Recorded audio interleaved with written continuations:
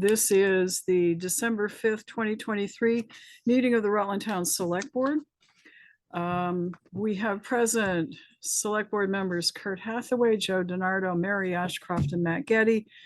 Sharon Russell is home recovering and doing okay, but is not going to be participating tonight. So please rise and join me for the Pledge of Allegiance. Pledge Allegiance to the flag of the United States of America and to the republic for which it stands, one nation, under God, indivisible, with liberty and justice for all. Thank you. Okay, so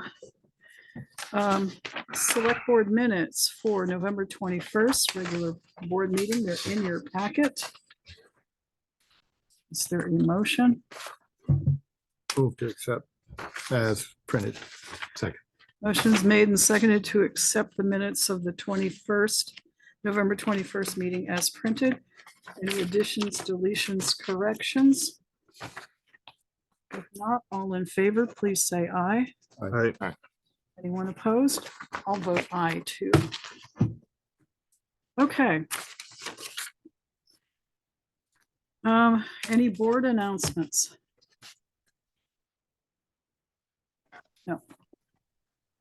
Okay. Couple of quick things. I just mentioned Sharon. Carrie will be reporting, I think, a little bit when her time comes, but she and I got together and we are working on the bond application. And I think we're pulling things together very nicely for that. Reminder that our next meeting is this coming Monday, which is December 11th, and it will be at 5:30. So two changes, meeting at 5:30 and it's on Monday, and this will be the budget meeting where we will go over all of the departments in the general budget. Thank you. Oh yeah, this is a happy one, and I'm gonna preempt the police chief and Carrie, but we have received two checks from the Cortina Inn. One in the amount of $114,000 and the other in the amount of $22,500. And they are in payment, I believe, through the end of this year for the contract that we negotiated with the Cortina and approved at our last meeting. And one last thing, we did have a Dyer Road site visit on November 27th, and we will be interrupting this meeting at 7 o'clock to take testimony on giving up Dyer Road as a town road. So that's the second part of the process. Okay. We have some folks who probably, this is the time when we hear questions or comments from the floor, and we do have some elected representatives who probably want to talk to us, perhaps. Why don't you come on up, please? Thank you very much for having us here. You want us all up there? Oh, wow. It's getting to be that time again. Big chair. Comfy chair, yeah. Yeah. Paul Clifford, District 4, Rutland Town, Rutland City. We just, as you know, we have in a month or so, we're going to start a session, and we just came here tonight. We thought it'd be a good idea to come and, going into the next session to hear your concerns, anything that's on your mind, anything we can help you with, and try to put forward. Select board members, anything on your minds? I will say thank you, because the dispatch center dilemma that we were facing this time last year, do we fund it or not, appears to have been not an issue, because the state is undertaking some kind of a review and possibly not shoving the dispatch to the county level.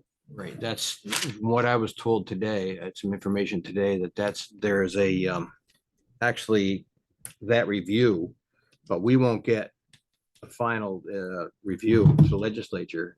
This due January 15th of 25. Okay, So that's where that is.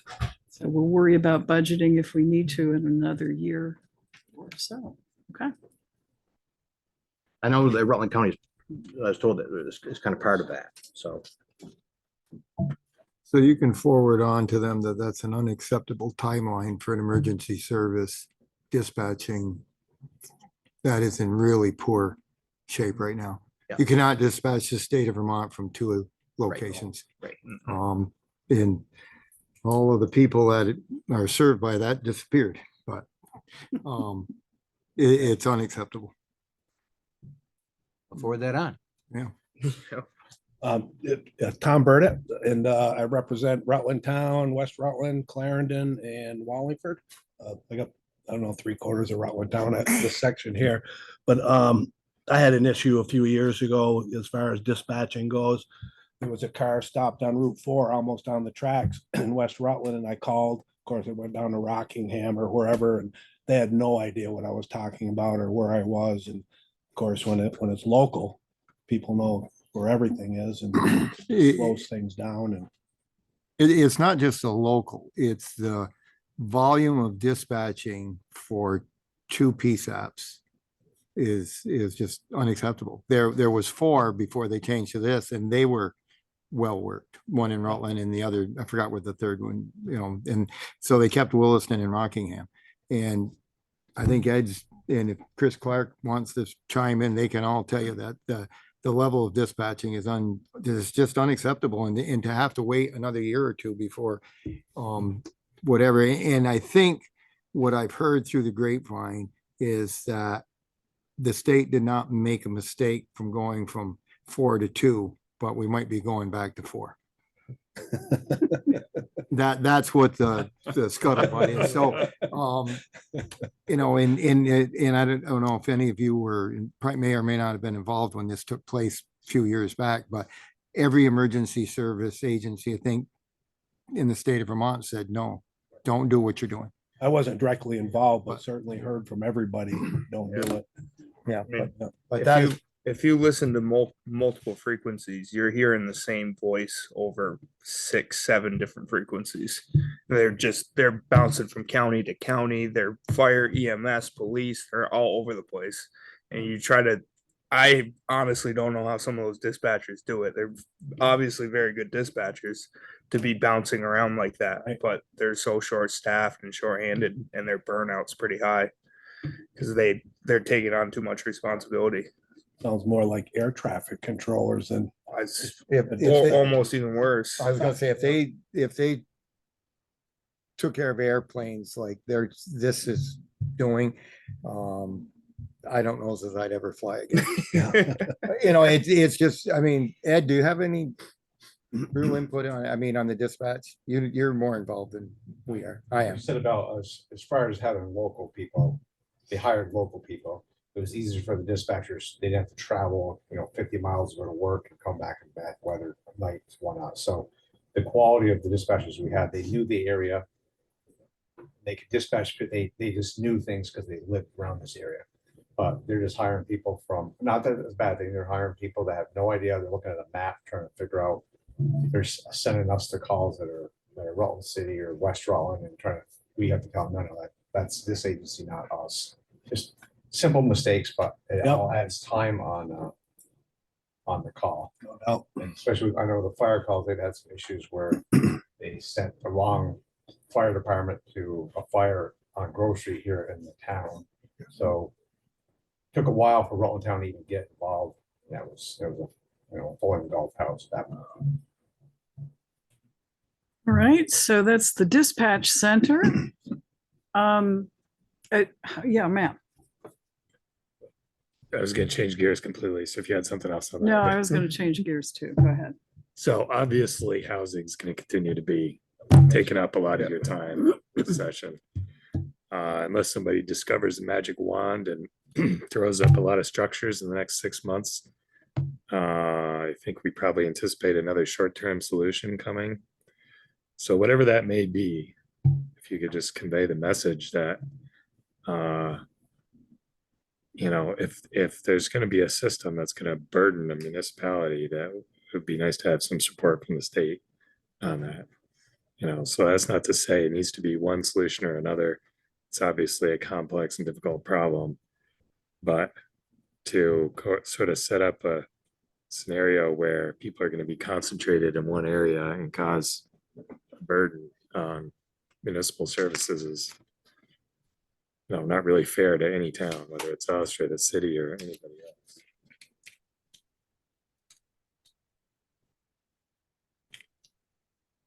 All right, that's what I was gonna bring up, so I think we've got it covered. We're interested in long-term solutions, or at least I am. And less of the blame game, just, yeah, get it done. Just a comment, Art Peterson, Rutland District 2. And I'm certainly no expert on housing. I would admit that right from the get-go, but a lot of people are putting a lot of effort and time into finding solutions. And it seems to me that it's almost tied in unsolvable knots. Between trying to modify Act 250, protect property rights, renovating properties, or finding ways to get a hold of properties that can be renovated and made into apartments, and all that goes with it, regulation, Act 250 regulation on top of municipality regulations. From my listening to things, I never hear a solution.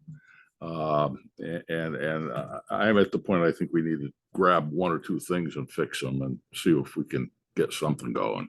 The ad hoc housing group for the county, it's mostly the city, but I sat in on it.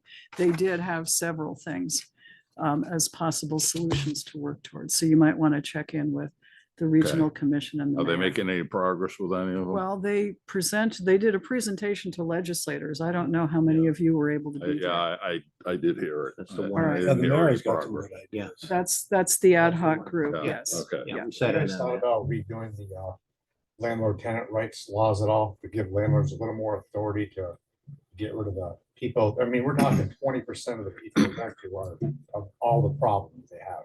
And if you have a landlord that invites these people in and then they don't pay, it takes them 6 months to a year to get rid of them. It costs thousands of dollars to get rid of them. There's no recourse for the landlord to get rid of them. So therefore, you have a bunch of houses that are now Airbnbs, because they make better money, you don't have to have the people there. There's a whole bunch of apartments gone there.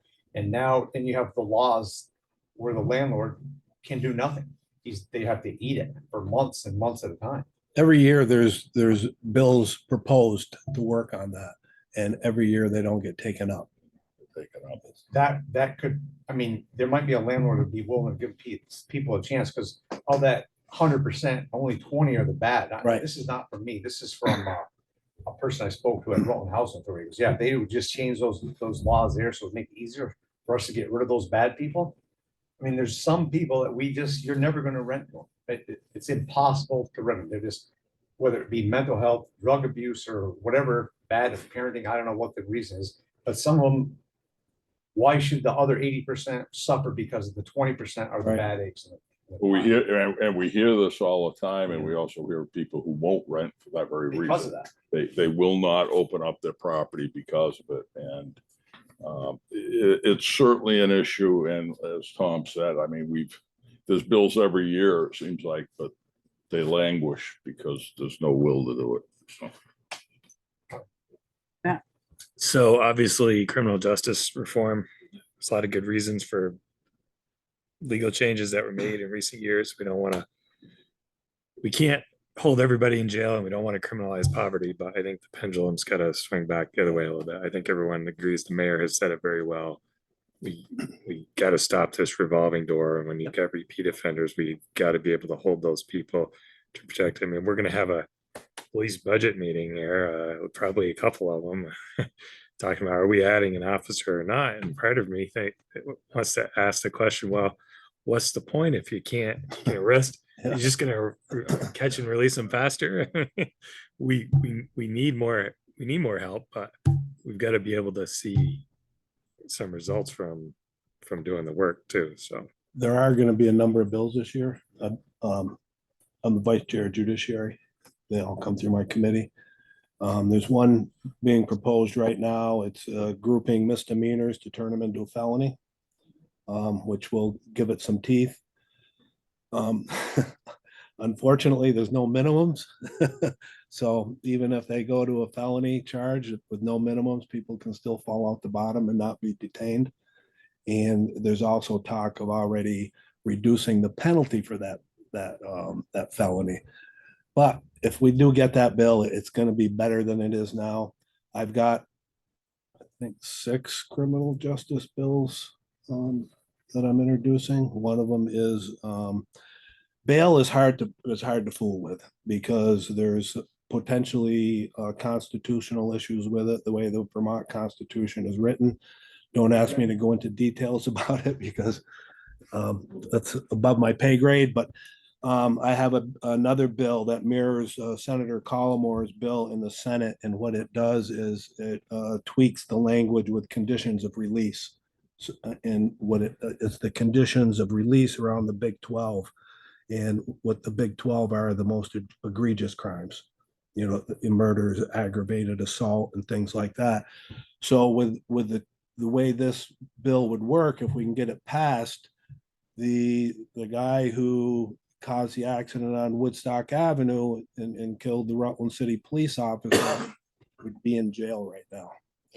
Well, those cases are going to be hopefully, fewer and far between though. I think the Well, bigger problem on our resources is actually the accumulation of the small crimes. It's Well, they go right back into the store and grab the next item. right, I've got stuff around that. I've got 2 retail theft bills. I'm proposing to enhance a trespass law into right now, the trespass law has got teeth in it. I think it's 3 months, $500 fine, something like that for trespassing. But my bill, and a lot of these people are being trespassed out of businesses, but they're going back in the next day. And the bill that I have, if you re-trespass, it's a felony, which gives it some teeth, potential to hold people.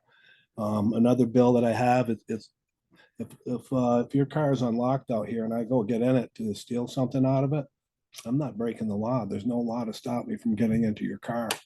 So I've got a bill around that to make that a misdemeanor if somebody gets into your car, but I've also enhanced it with a potential auto theft felony. So got some stuff with, and it's what I just said isn't going to cure everything, but it gives the potential to hold some of these bad apples.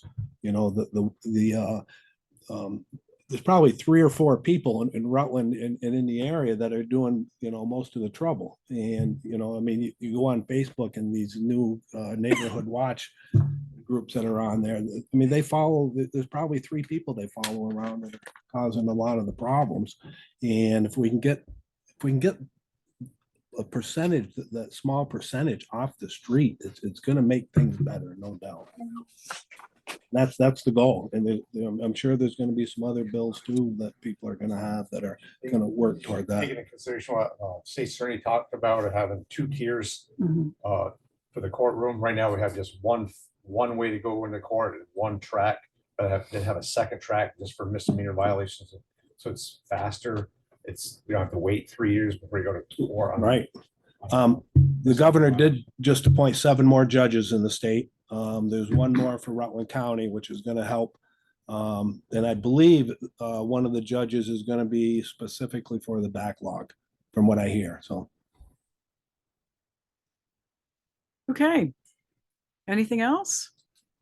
Well, you've got our laundry list. So Yeah.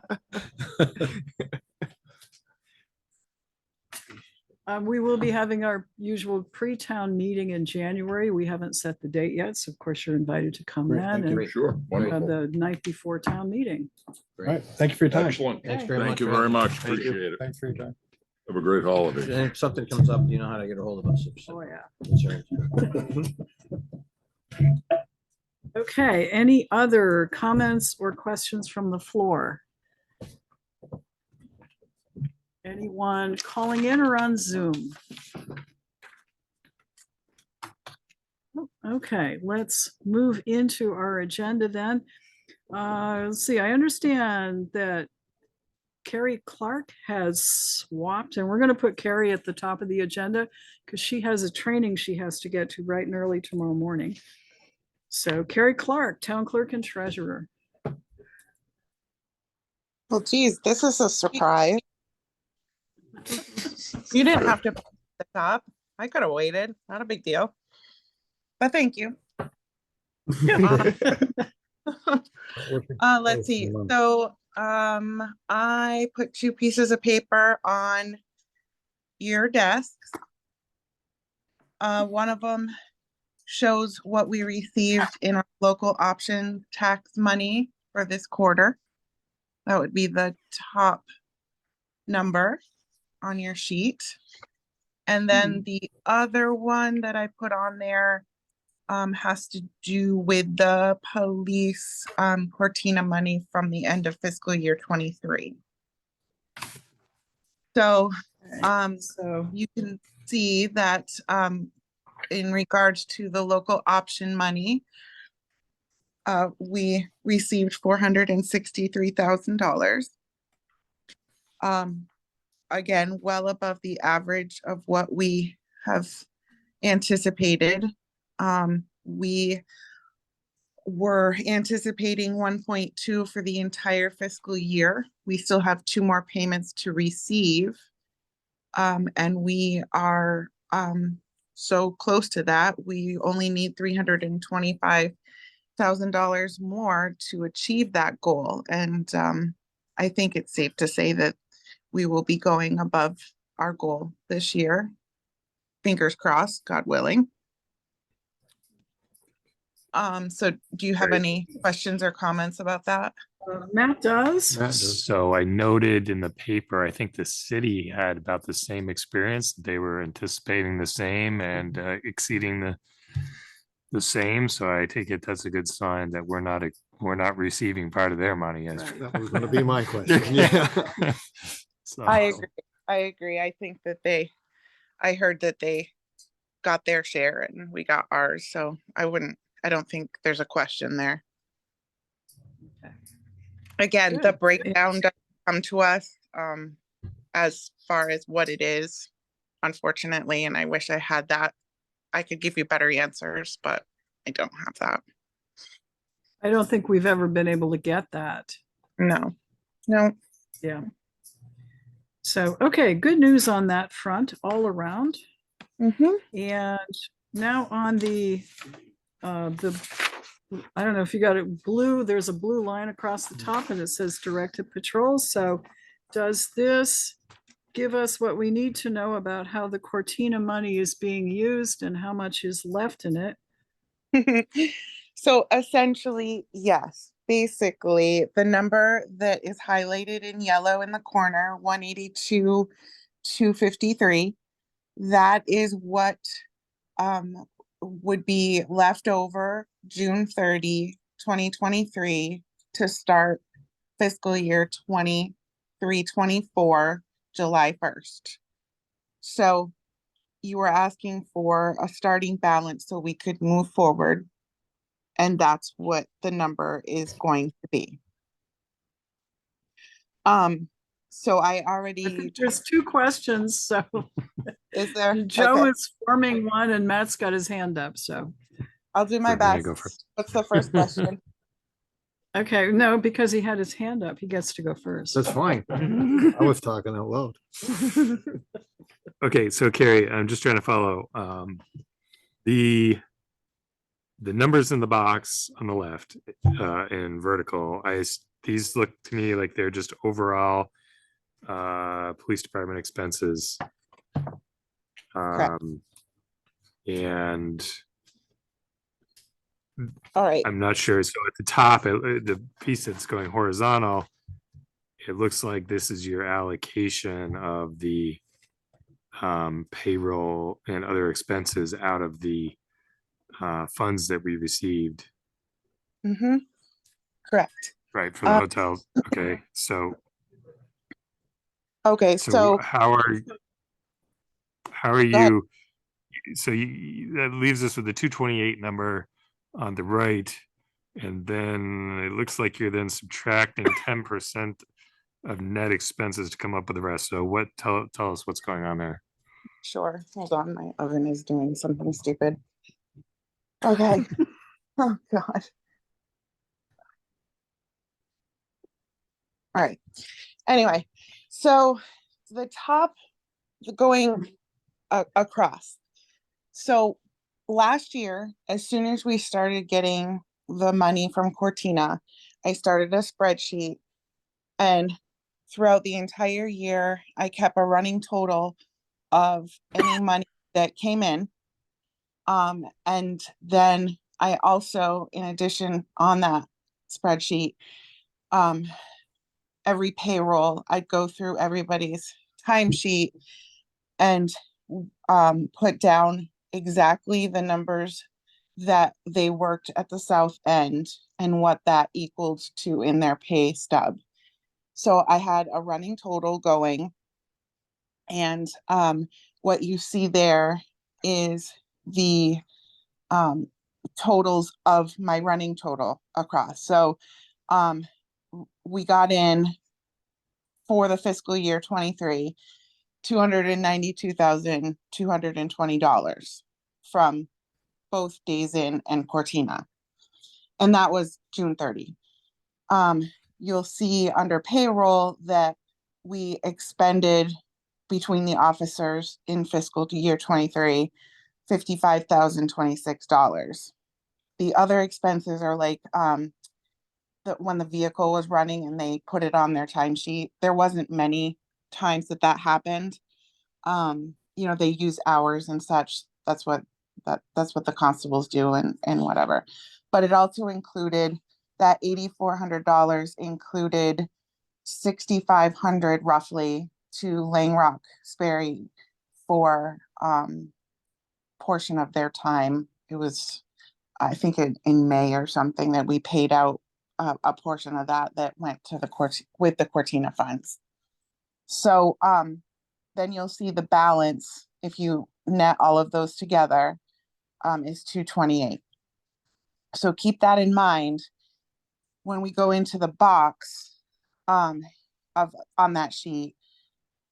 I took the and this is all, by the way, approved with Andrew and Susan, so we all had a say in this. So the numbers came out between all three of us.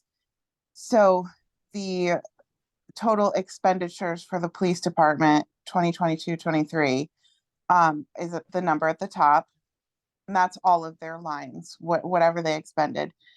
We decided that in order to, we had a police committee meeting, if you remember, and I'm just saying this for public reasons, and we decided that we couldn't go back in time and figure out exactly how much fuel was used down at the south end, all the little things that you could not necessarily calculate easily.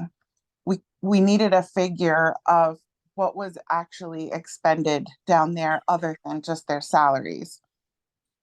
So we decided that we were going to take a percentage of each of their expense lines and apply that percentage and get an average for that fiscal year, so that we can then deduct that from what the balance was. We made the decision in those lines that the salary line, the SRO salary, the school resource officer, that didn't make any sense to include in the expenses. It also didn't make sense to include the DARE money, which is part of Angie's SRO. And then a big portion of our discussion was how we were going to include the overtime line, because that's the line that all of the money came out of in the budget. So basically we took it, we didn't necessarily take it out, but we didn't want to double dip. So we took that amount of money, which you'll see above in the payroll line, the 55,000. We couldn't include that twice. So we took that out there, kept it on the horizontal line up there that equals the 228. basically net all of those together, you get 465, 354. One day, a couple weeks ago, I had to calculate the percentage of time that they spent down south. And between everybody, getting, manually doing it, Susan and I, it came out to be about roughly 10% of their time was spent down there. So I took 10% and applied it to all the expense lines minus the ones that you see in front of you. Comes out to be $46,000. If you net the 228 and the $46,000, you're gonna come up with the balance of 182. And that's the amount to end the fiscal year and start the next fiscal year. Okay. The So, calculation the calculations for this fiscal year are not done yet, but we have a starting point. And this doesn't include the Tahoe, and it doesn't include any overtime yet that has already occurred up to this point. And it does not include the new payments that came in a couple weeks ago that Mary mentioned earlier. Right, so I have two follow-ups if I may. sure. All right, so first quick, Chief, did you get a chance to look at this and is this Carrie came Work and talked to me, for- yes. Okay, Okay. good. so second accounting question, Gary, and I don't know if Yes. this is a you question or an Andrew question, but for purposes of doing the budgeting, we want to make sure that things don't look like they're out of whack. So the way things had been on the last draft sheet that we saw, I think the overtime line looked nuts because, that's where funds were being paid out of, but of course we didn't have any offsetting income. Mhm. So could we take essentially it's about $110,000 here, it looks like, that's coming out of this fund. Would we show that as income in the fiscal year from, basically a transfer from this fund to the police budget? That's So are offsetting you- expenses like, or? how are we going to show it on our budget sheets, basically, for people to really understand? Is kind of what Yeah, you're, because we don't want people to look at the police budget and go, wow, you guys, overspent the budget by a gazillion dollars because it's not reflecting the fact that was paid for out of these funds. right? Well, that'll be reflected in the audit report that is in draft form right now, as far as the financials for last year. So any questions that I'm gonna get or that you guys get should be directed right to the audit report. Like, it's going to be clear that there were monies allocated to the police from the Cortina. Moving Will forward, you be? Sorry, will you be available to attend our budget meeting on Wednesday at 4 always- o'clock? She's you're gonna be up gonna- at Lake Maury, Or right? you're gonna be having fun, I see, okay. wait, what budget meeting? The committee meeting for tomorrow? Police committee, yeah. Yeah, I have training tomorrow with Teresa at Lake Maury. But I always come to any other budget meetings that you guys have, so.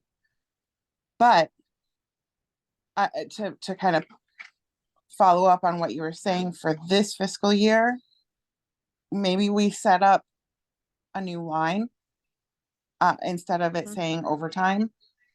Maybe it says something different in addition to an overtime line. Again, that also might be a good question for me to talk to Teresa about tomorrow, since we're talking about payroll and NIMRIC tomorrow. So I could always ask her that when we're setting up for budget purposes for, approval from the voters. I don't know if that answers your question or kind of skirts around it. Sort of, but we could probably talk about it at another time. Yeah, so I think this is good news. And my question would be, is the 10% figure, are you working on that for this coming budget year, or? I'm glad that you said that, because that was my next Do we thing. use that? Do we continue to use that? good question. That I would recommend that since we did it one way this fiscal year, that we continue for the current fiscal year doing the same thing. I think that, again, the SRO doesn't make sense to keep in the expense line and the DARE doesn't make sense.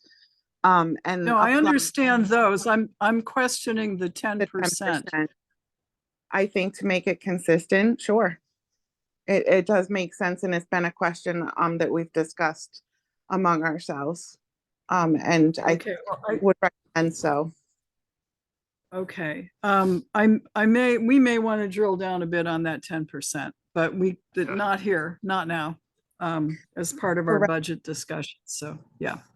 But just, if I may make a suggestion, if you talk about it tomorrow in committee, whatever comes of it, it needs to be written down. It needs to be something tangible that can be referred back to at any purpose or for any purpose at any time, especially Mhm. when we close out the year next year. And Right. in order for the money not to roll over again into the capital improvements, it will be another practice to then make a motion that it doesn't do that before the end of fiscal year. So we'll have to do that every year that we get the money. Right. Okay.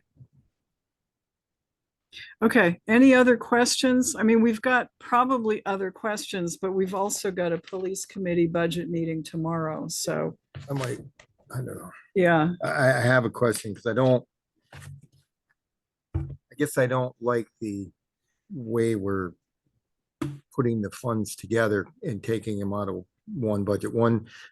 Some of the funds are tax funds that fund the police budget, and the other ones are payment funds from Cortina, but we're showing them all out of the expense. And if you don't, and I think this is Matt's point, we're not showing an income line on the police budget to offset the expenses.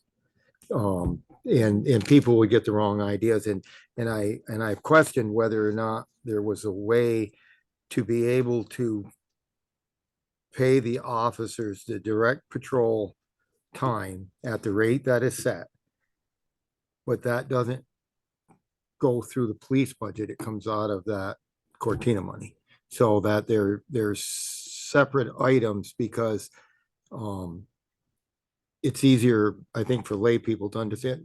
We're not showing an income. So if I'm kind of looking at the top part of our police budget and thinking maybe there's a line up there. Is that what you're thinking? right, but you see, the problem with that is if we don't know what that number is until after it's spent. So how do you put that into a budget? I mean, I guess you could guesstimate once we've been through this a year, you could guesstimate and say it would be like the highway gets 120,000, and that's basically an estimate we use year to year. It's not always the same. So you would have to show, and now that we have a year's practice, you could probably easily do that, show that income. Well, we would budget, I mean, if we're gonna budget an expense, say for directed patrols, which would be an estimate, you'd put in an offsetting income line, so it's Right. gonna zero out. Or if we hire an additional officer, probably same thing, right? So you're gonna have an estimate of the expense.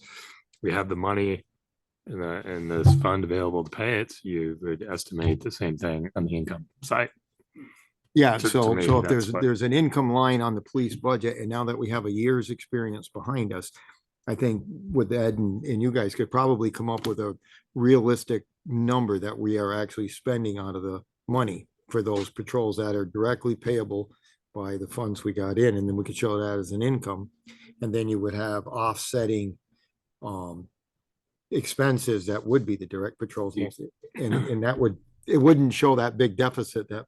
Right. The other issue that we kind of have to drill down on, I think to some extent that Mary is suggesting, is the directed patrols are the directed patrols. It really doesn't fully capture, the time spent down there, and I'm not sure how we get to a 10% number. Yeah. When 70% of the calls are down there, Yeah. but we can talk about that another time. Right. And then I think, well, it's just for food for thought for your meeting is to how funding additional officers in whether we I think we've talked this a little bit, would be funding them Yeah. from the monies we have. We're starting out with approximately 182. We just took in another 114.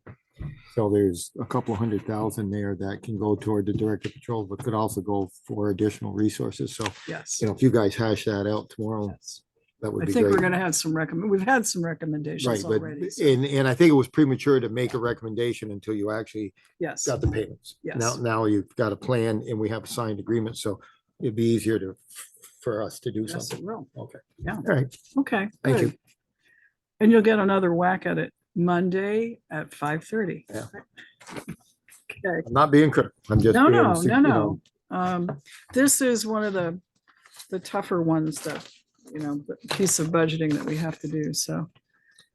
Marty? Yeah, I just want to say I'd like to speak to the board tonight. I'm not on the.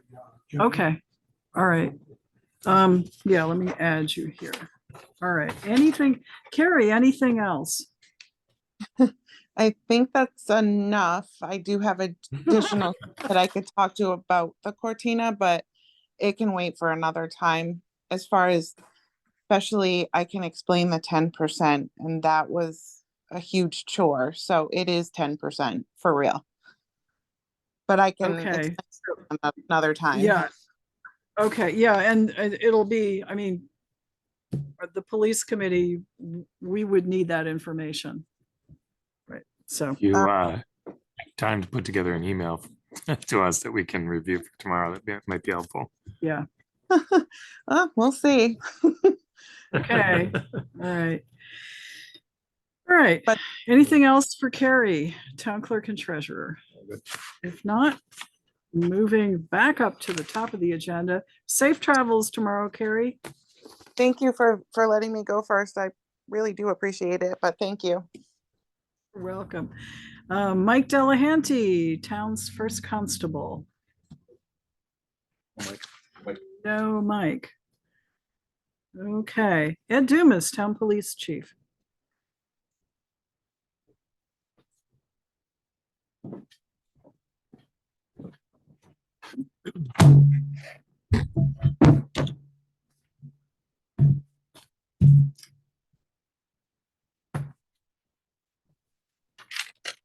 You guys get your, I left them on your desk there. Yes. I did not count them out this time. Today. Any questions on the last, calls for service last 2 weeks? We're a little lower, officers have been taking some lead time. Okay. Lynn did get the, any questions on that for a moment? It's not. Okay. The other thing, Lynn did get the numbers for the month of, the month of November done. Total number of cases went down to 166, 129 were at the south end of the town. 78% of our time was down there.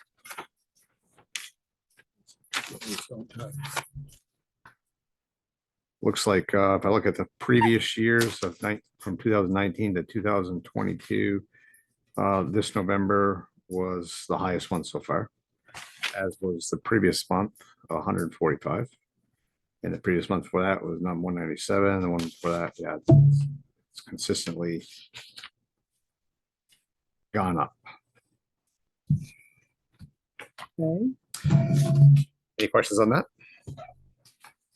The other thing, I think Bill was nice enough to actually get a hold of Stalker last week. Said he's looking into, actually JP had mentioned to him about getting the camera, the radar system to hook into the school, by the school. We talked about it. We Oh, talked our right. last You budget. did I wanted to know mention. why my budget line for equipment was higher. Yeah. And Ted remembered that we had put in an extra 6,000 for the 2 units to go by the school, down the hill and up the hill, where you used to have a flashing light 25 miles an hour. We'd like to put one of those units at the bottom of the hill and one at the top of the hill, and then we can monitor for speed and whatnot, and they give a quote on what people are, how fast they're going up and down the road, permanently mounted to the pole.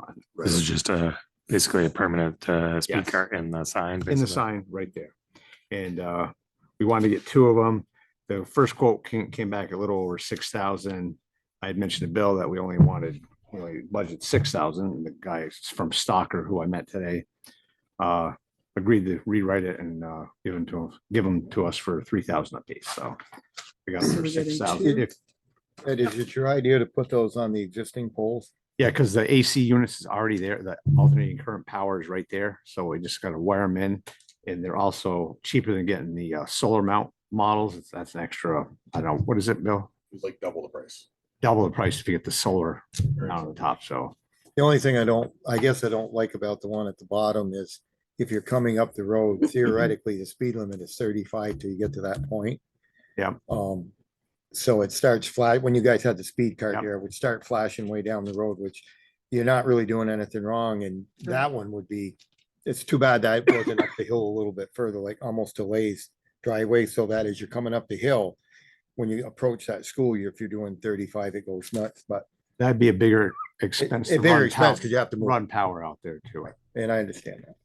Or we get a solar one, it's gonna cost us double. Yeah, we talked about that, and Dave was talking about, that was being talked about as incorporating the area within that sidewalk project and stuff to do that, so you want to put this in your new budget?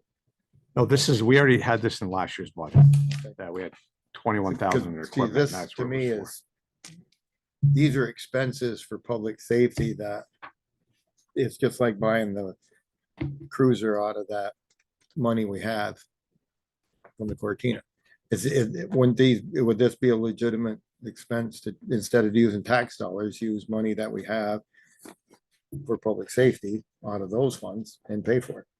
And they could use their funds for something else. Well, this isn't at the south end of town. I don't think that money was designated as a south end of town only expenditure, but there's a stipulation. Yeah. Because that means that the Tahoe can only respond to calls at the south end. Right. I think I'm probably, not going there. probably the case is we can decide as we go with board vote. I mean, there was a vote before I got on the board as to using it for the direct patrols, and then there was subsequently a vote for the cruiser, but I think we can take up that issue after we get through more of our budgeting. I mean, if you want to discuss it after, I'm just thinking, the less burden we can put on the taxpayers using this money that's given to the town in lieu of services rendered. We could use it for those things, anything we can do to stop taxing, but that's, I'm not I think this is a good idea. I just didn't like the location of that lower one. Gives you a false sense of where you're. It's there. We could put That's, up a sign note before that that says reduce speed at. It's a sign. I don't disagree with you, but the power's not up there. It's down. Yeah, well, I know. Yeah, and that was the problem. I understand. The only thing I'd say So- about probably the most effective use of the time is when officers are physically in the south end. That seems to lower the issues we have down there. And when we're not there, the issues compound. But I understand. We hadn't said that, we just got this quote, so we hadn't, Right. I just brought up, okay. I was making decisions on it tonight. If you don't want. Okay, so let's, we're meeting tomorrow, the police committee's meeting tomorrow. Okay. Do you want to take a look at it then? Yeah. I don't know, Very good. but you said this was in for this year's budget, right? Yes, that was in the equipment line, because you asked me how come the equipment line was so high. Right. That's why it is. And I'm gonna wait, we had talked in the last police committee meeting about outfitting cruisers with a radar, and we'll talk about that tomorrow too. Okay, Okay, very good. Thank you. let's see what else we got here. So we're still waiting on the quotes for the prisoner transport single file in the back of the cruiser and the Tahoe and the 2016 Charger. Hopefully I'll hear something on a computer tomorrow from Panasonic to put in the Tahoe. I believe we've already spent the money, or at least Ted says he filled it out. Carrie would probably know for sure. 5,700 and change for the radio and the Tahoe. And that's right, we just got, it's confirmed on 12/1 of this year, so we're just waiting to hear back on getting it, I guess. The other thing I'd like to do is I'd like to thank the board for listening to me complain up here for the last year and a half about how busy we are down the south end. Thank the police committee for, considering to hire another officer. All of you actually have spoken up about that. Carrie, Susan, and Andrew with the auditing company. I know they've been doing a crap ton of work. I know that I was off and there was some issues on how to make decisions, and I apologize for any problems we had, but I would just thank you all for listening to us, and as we move forward, it means a lot to me and the gentlemen and women that I work with. And thank you.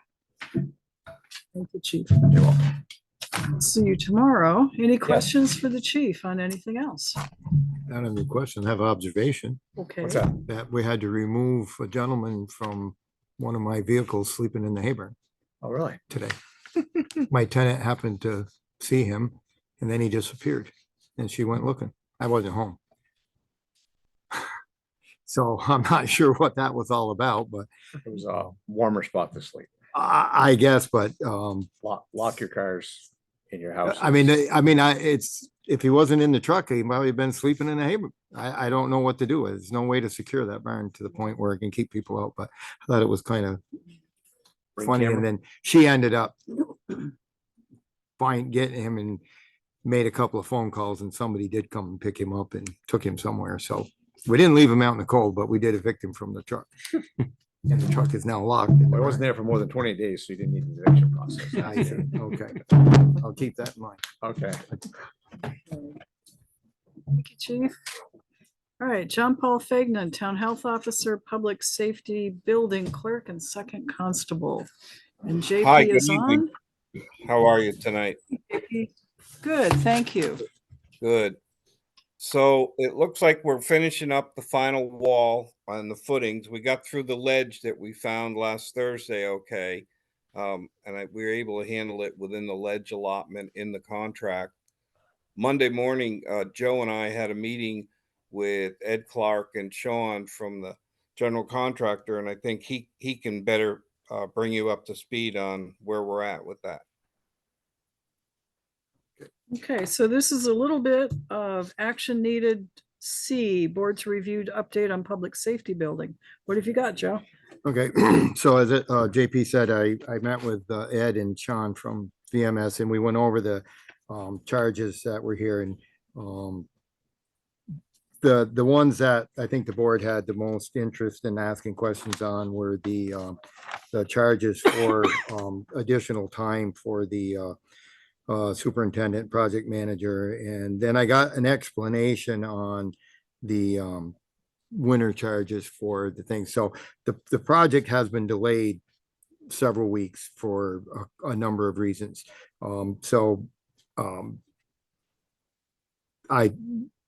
I guess I talked with, or I did talk with them and with Sean and we agreed that they would reduce the amount of time that they were going to charge us for the instead of the 3.5 weeks, they're charging us for 1 week and 3/4, which is basically the delay due to the unsuitable soil. All of the rest of the time that the delay is some our fault, some their fault, some nobody's fault. The weather have kind of been wiped clean off the slate. So basically that the two numbers that are there, the 9,800 and the 5,900 will be cut in half.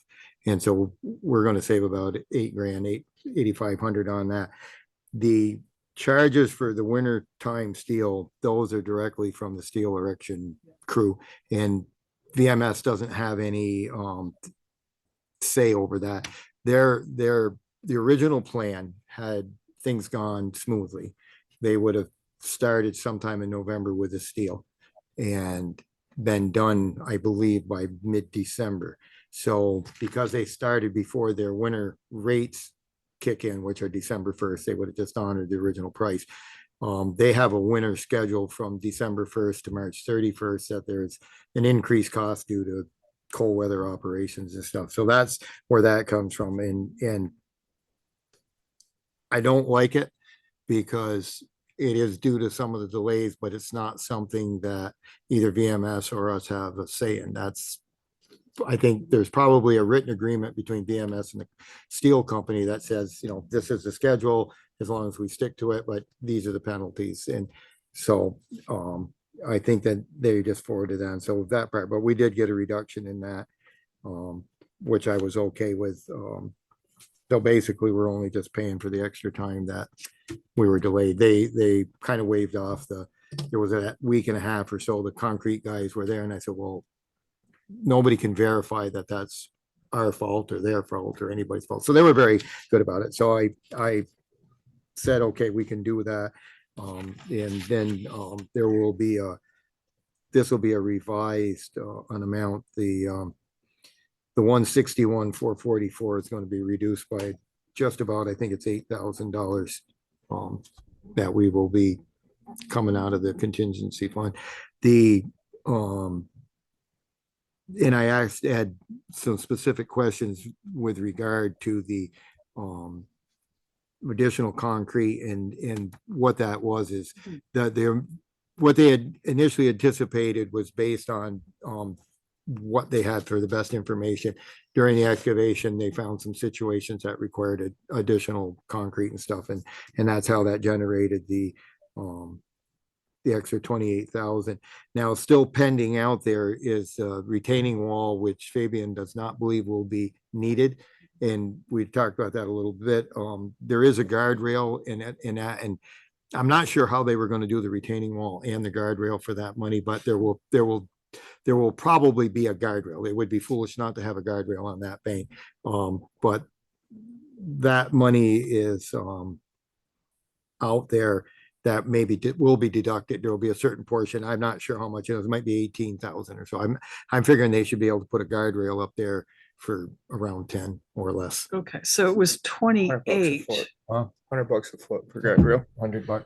So It was the So if you were what I go- saw was 28,000 deduct because the retaining wall wasn't necessary. right. But you're saying we should put back 10,000 for the. Well, guardrail. the 28.9 was the retaining wall and a guardrail. Oh, okay. So there will be some deduction for the retaining wall, but there will be a And- thing. Yeah. The only thing I couldn't, and I wanted to try to get some information, and I didn't have enough information to ask, was in the sheets they gave us, it shows about $127,000 expense for the original design of the tanks.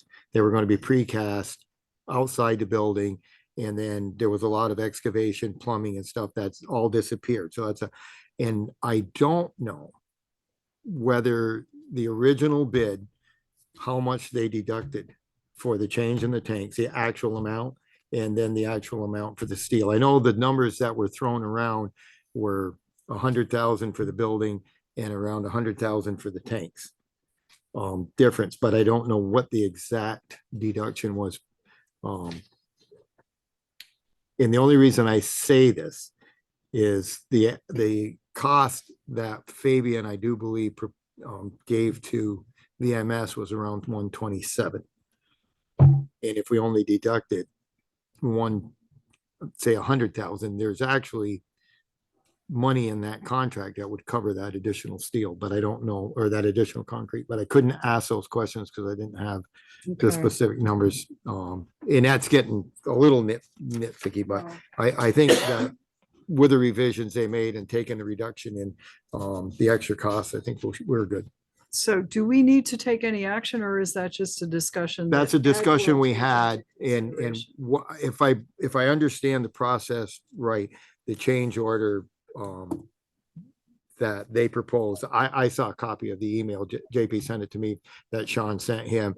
It does verify what we talked about yesterday. Okay. So the official documentation will go through JP. It'll be presented to the board for the meeting on the 19th Okay. to approve. Okay, Okay, because at this point, we don't owe anybody money because as of yesterday, VMS had not been billed by Fabian for that stuff.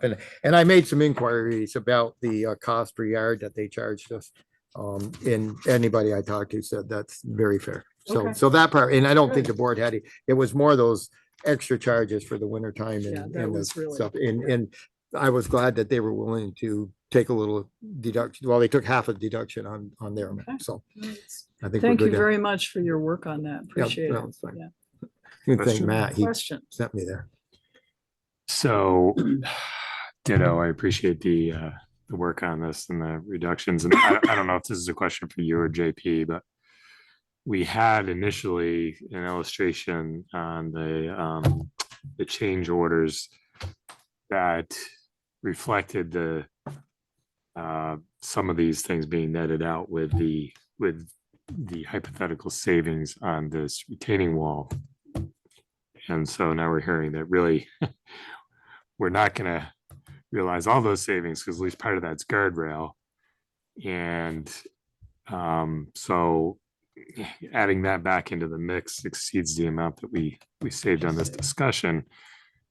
And we've been hearing about maybe we won't need this retaining wall for, I feel like, a long time. I'm wondering, when will we know? When is a decision getting made about this retaining wall and whether those are real savings or not? That I'm So not that- sure. That would JP probably It can has answer to be a that. discussion with the site engineer, because they're gonna wanna do, first of all, those rocks have to be removed. And we're hoping that they'll use those in part to fill the void on the north end of the lot. And then we're gonna have to do some compaction tests, which the way the fill was placed in there, there might need to be some additional compaction before the engineers will sign off that the retaining wall is not needed. So Okay. there's that work that needs to be done, which probably at this point is not going to get done until the spring, I would think. Right. So the $28,900 for the retaining wall was part of the original contract. The $28,200 for the extra concrete was not. Right. So when that's paid for, I think we won't know the end result until probably spring. So once we actually get into the building, I assume and I hope that any potential issues that might result in a change or things that might present options that would involve planning around things if the anticipated expenses are going to go up. So I'm hoping they're watching our overall constraints on this and will give us some advance warning on any future problems so that it's not after the fact that we find out, we don't actually have enough money to finish the job. Hopefully, normal construction, I think, and JP mentioned this the last meeting, is the unknowns are all when you start digging. The rest of this should be no surprises. The building designed to fit the footings, fit the concrete, fit the walls. And then the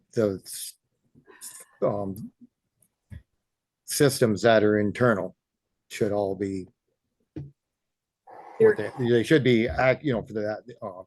Where you run into this problem is when you start digging holes and then conditions are not what was anticipated or what testing, the testing was done, but if you don't drill right where that ledge is, if you drill 20 feet over and it's just in a little outcrop, you never know that there's a chunk of ledge in there, but they did have an amount in there. And of course that ledge would show up right where there's got to be a hole and something done, but One observation, if we end up not doing the retaining wall and we save the money, we are going to have to do something, landscaping or something, to stabilize that bank. And I don't think that's built in anywhere. that part I don't know. Yeah. I have, Yes, I have an idea. we talked about that, and they plan on putting, Sorry, they plan on stabilizing that bank with fabric, seeding it down. They plan on stabilizing that bank with fabric and seeding it down as part of the project. okay. Yeah. If it comes to any further design or plantings, I have an idea. So, and a group that we might be able to tap at less expense. So keep me in mind on that if we go that route. Okay. Anyway. I just think that they, they answered our questions that Okay. you had. to So our we'll session. look for something coming in so that we can approve it at our Right, it should not be for, Monday meeting, but the following select board meeting. it should be for the 19th is that, I think that was the way we discussed it yesterday. That's my understanding, yes. Yeah. Okay, Yeah. good. So, Bill, if you can add that to the agenda or action item, the change order. Okay, thank you for the 19th. All right, anything else for our town health officer, public safety building coach, clerk, second constable? I know you're right up against the clock, so I'm all set for tonight. Thank you. Okay, thanks, JP. Okay, so we're 5 minutes over. However, we have warned for 7 o'clock the meeting on Dyer Road, giving up Dyer Road as a town road. And we are now at 7:05. So we're going to recess that portion of our select board meeting and go into our public hearing portion for the Dyer Road giving up process. So who's here to speak? Okay. Why don't you come on up here, please? As I started the meeting, we did have a site visit and there are minutes, a brief set of minutes reflecting the site visit on Monday, November 27th. So could you identify yourselves for the record, please? I'm Sandra Lober, Okay. owner. Deborah Hattica, owner. Okay. And Now, there we're are here- other owners that were identified, correct? Are you co-owners We're with? co-owners. My cousin Cheryl Mandela is owner, Okay. and she's not able to be here. And her husband is also an owner Owner, Okay. Cheryl Mandela. and is not able to be here. We do have our friend Andy Blue here. Okay. Okay. So you first.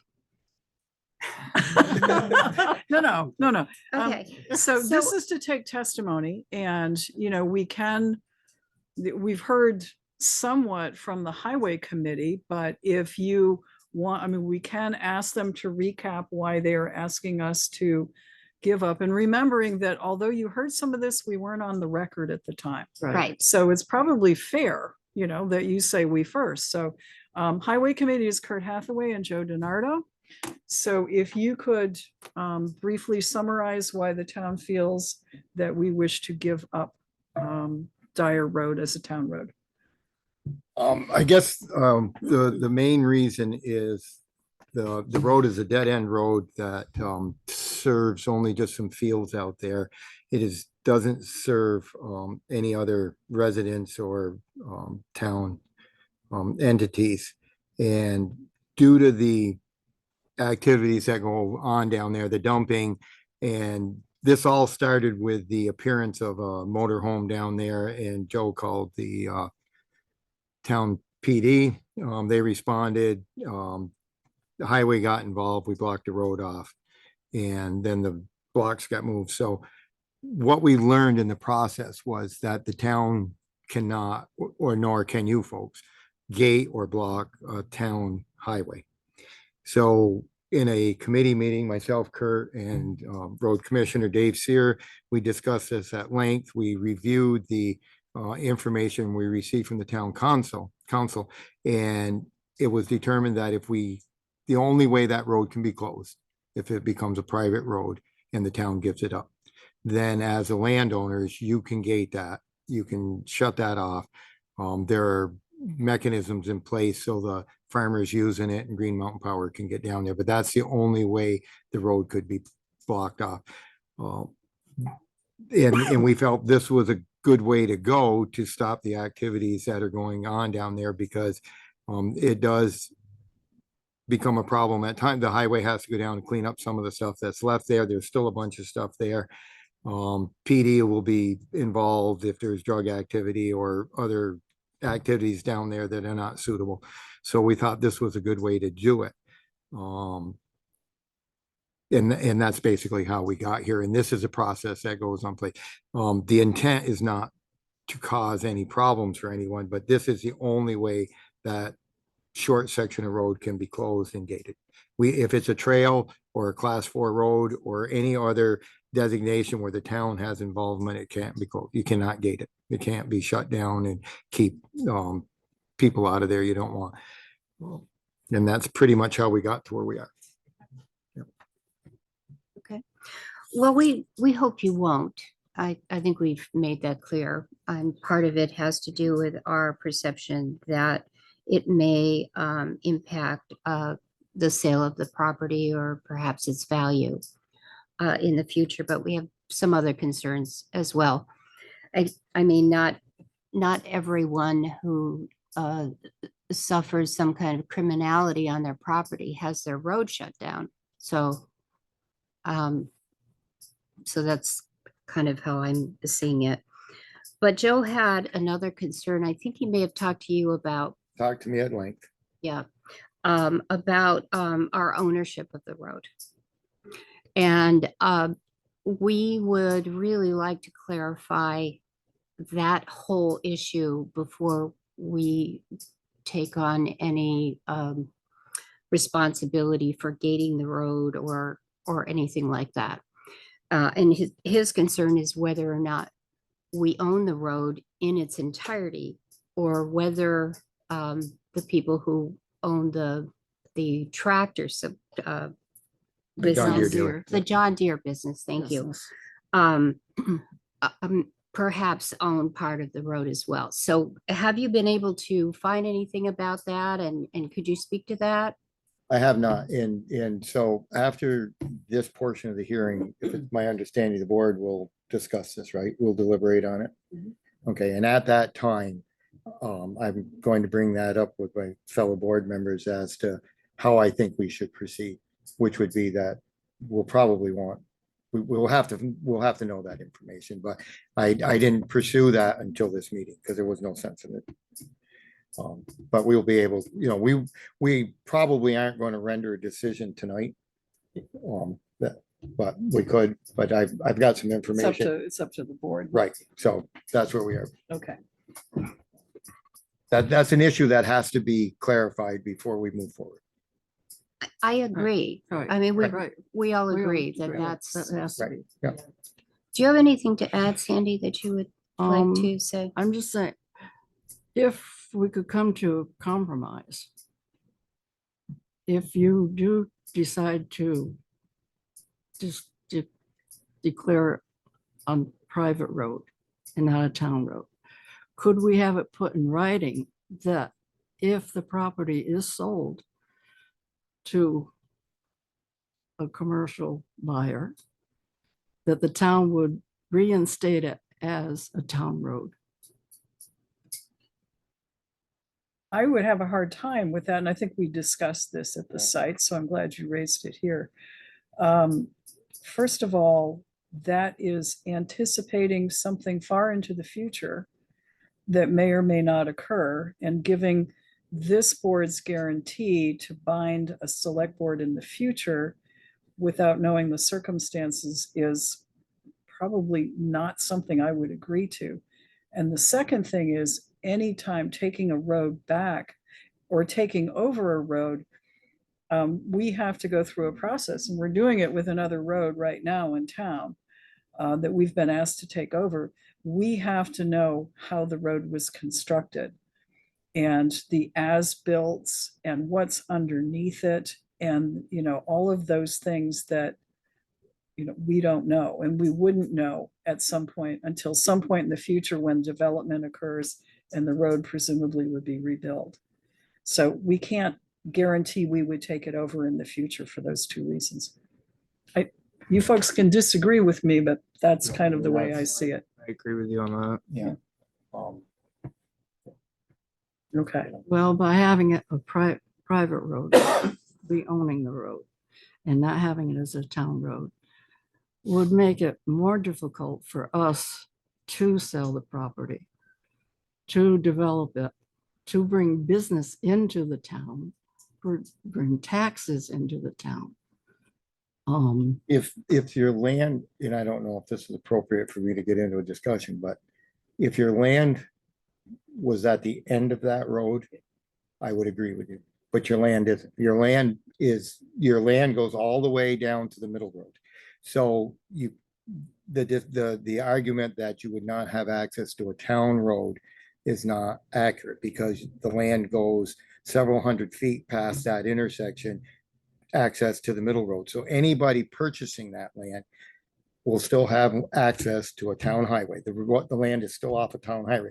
That driveway, that road is nothing more right now than a 1/4 mile driveway that goes, and I understand it's a town road, but it is not a town road that's up to standards.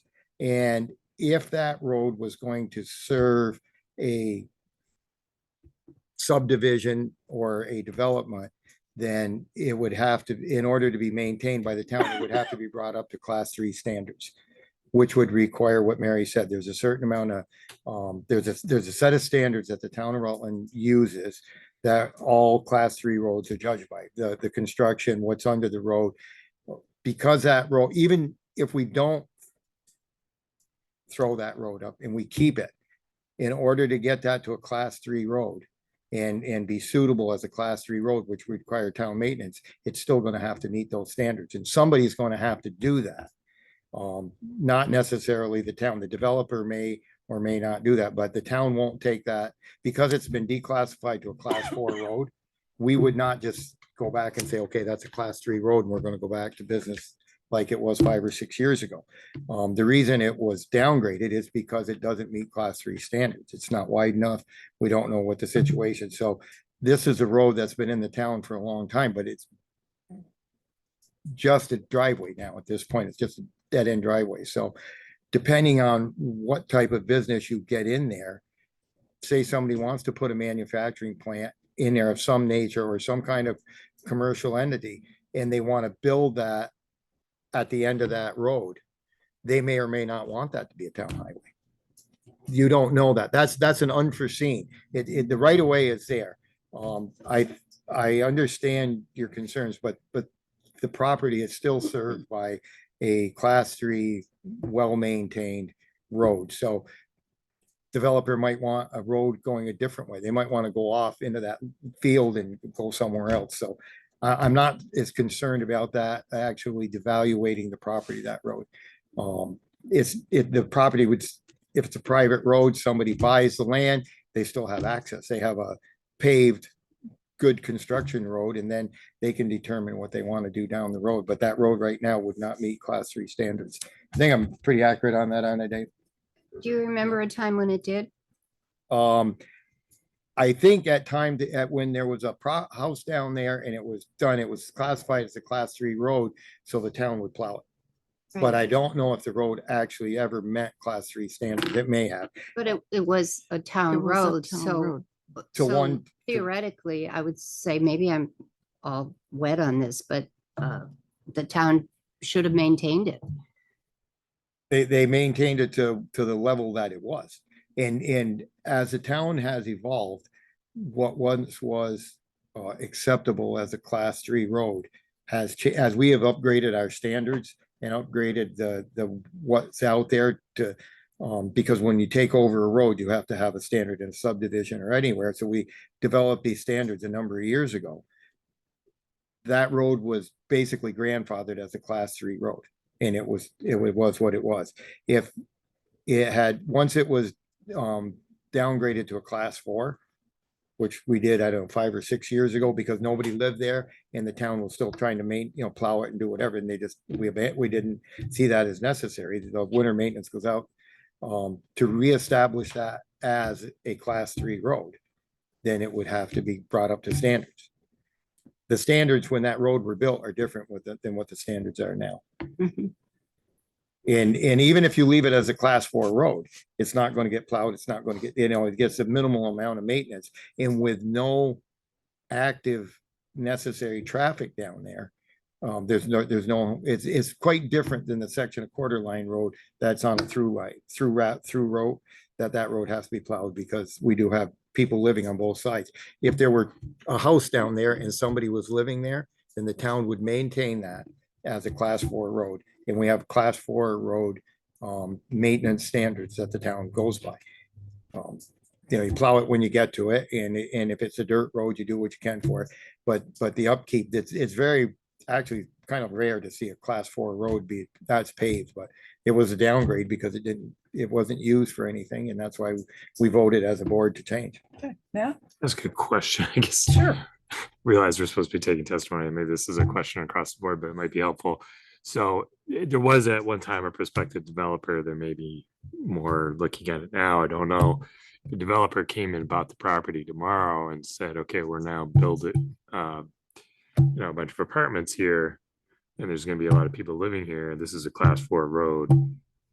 Then what happens? I mean, we have the obligation at that point to then rebuild that road. As because part of the Act 250 Right. process, we're gonna stipulate that they have to upgrade that road to class 3 in order for us to maintain it. So they would be upgrading. Yeah. Right. So if we give up the road now and a developer comes in and wants to do that project, well, I guess the problem is they're not gonna get to Act 250 until, either way, they're gonna need to rebuild the roads. I suppose they could buy the property and then rebuild it and then come see us. Right. The biggest question, and this is what you brought it, the biggest question that I have, and is whether or not that road is owned by one property owner.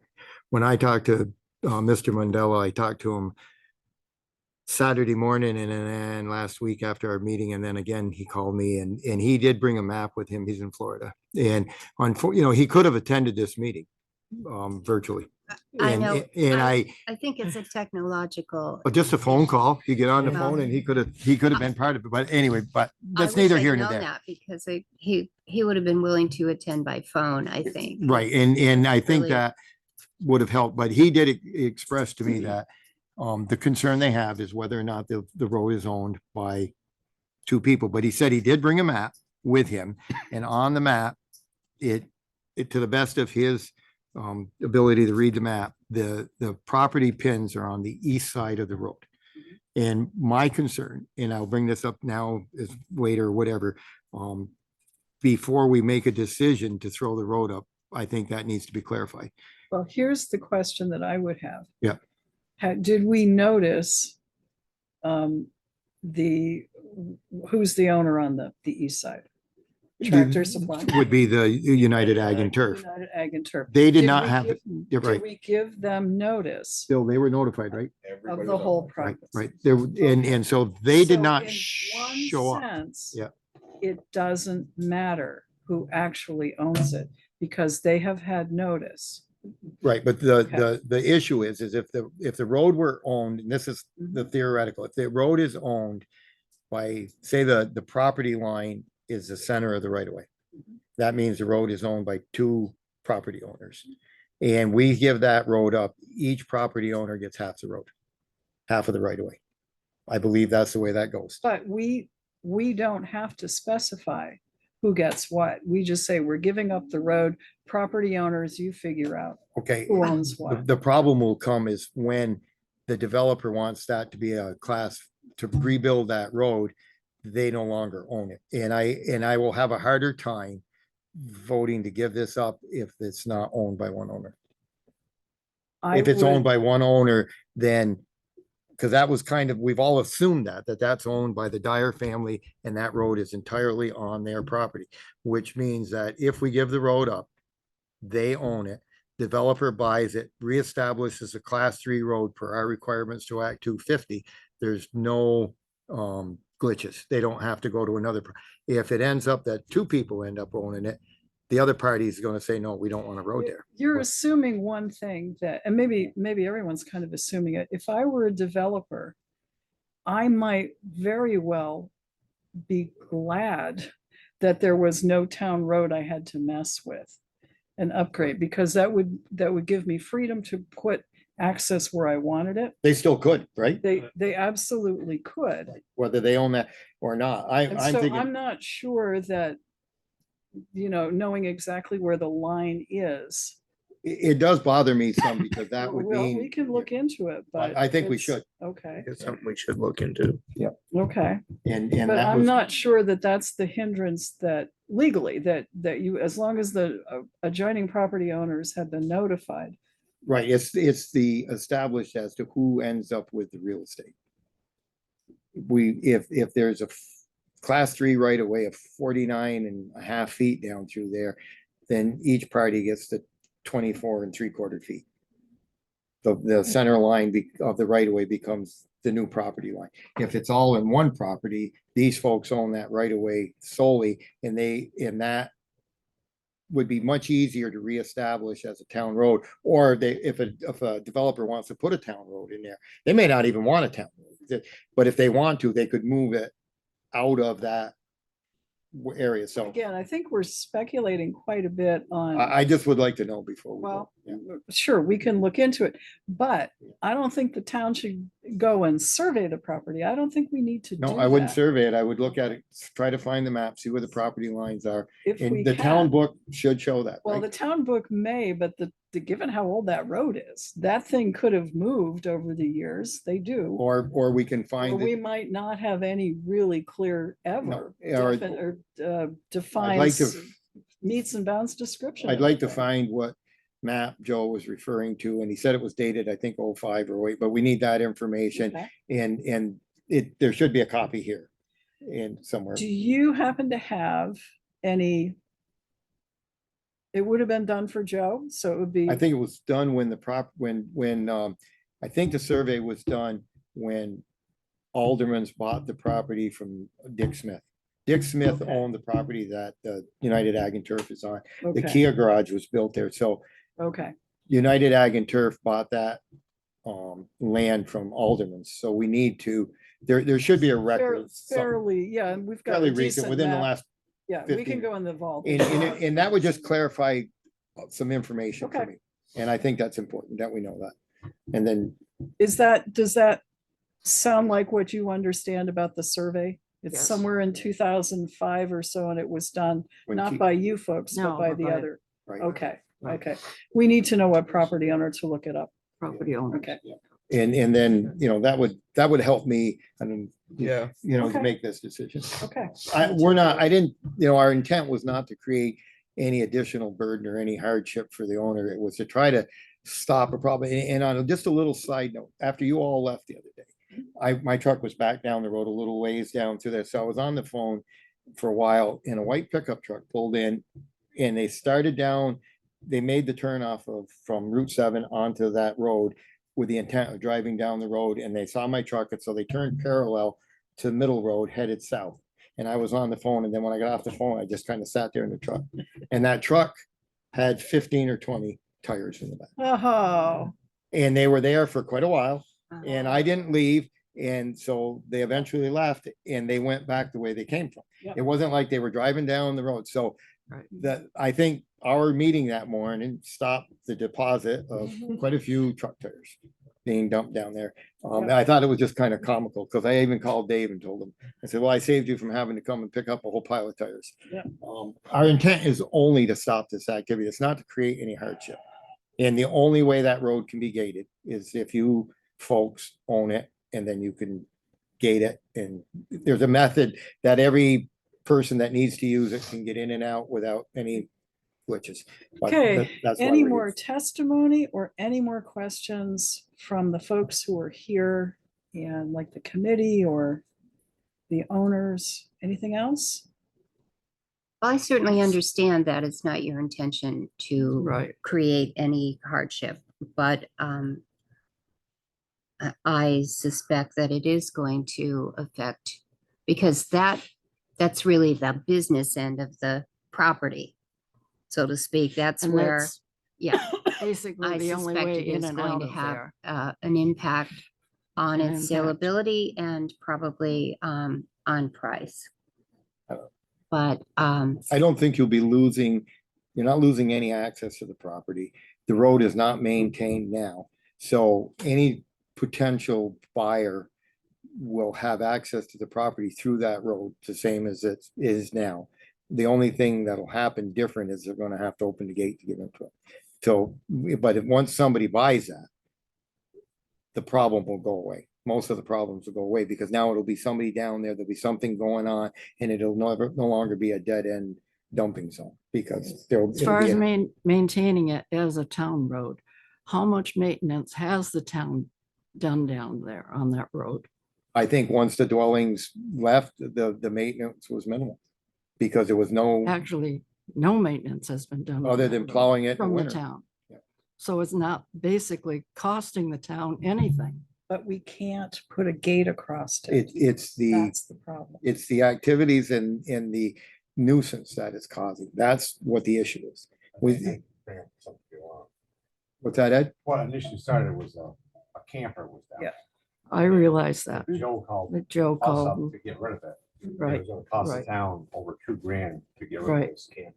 Mhm. And I, as the chief, tried to shut the road off and overstep my authority. We appreciate that. But I did try to stop it and actually they moved the camper out of there on their own. We got somebody to move it. Right. And the only way that you're gonna be able to stop that from happening is if you gate it. If you don't gate it, you're gonna continue to dump down there. I can't put a guy down there or a girl 24/7. Well, there were Jersey barriers down there at one time and they got moved. Right, Yeah. because So- you cannot gate or put barriers on a town-owned No. road. That's why we can't do this. That's why Right. the whole thing I'm started. just saying, if they were able to move the Jersey barriers, if they want to get down there, they're going to get down there. Depends on the effort you Whether put it's a into putting town up a road gate. or a private road. You also can take in trespass that if there's a way to do it, the town put trespass notices down there so they can't go on it, put a gate across. Then if somebody goes down there, I can charge them with trespassing. At that point, it's properly posted, whatever. As a public road, if the police can do nothing, I can't stop people from going down. But if you own it, you'll have more power. You'll have more options to use the police department in the future. That's one way to look at it. I know it's. Yeah. I know what you It's want. an to do. inconvenience, but it's the only way to stop these kind of things from happening because they just, it'll become a game to some It's- extent. yeah. When you put the barricades up, then it's like, well, let's It's see if we not can just get. our property, it's other properties in the city and the town where people are doing this. Sure. I had a whole row of tires dumped on Creek Road on my farm, so. I've had abandoned vehicles at the Yeah, farm. yeah. It's whatever, but North Grove Street is a through road. So we can't close it and we can't stop it. This is a road that is only a road in name. It's not a road in actuality. It's just a road in name. And the only inconvenience will be that the farmers that are using it are gonna have to get off the machine and unlock a gate. But other than that, if there was one resident down, if there was one home and somebody living there, the town would continue to maintain it. The problem would be gone. I don't know how many times the fire department went down there and we had to go put the house up. And then the house finally, I don't know if you guys had it torn down or how but the house disappeared.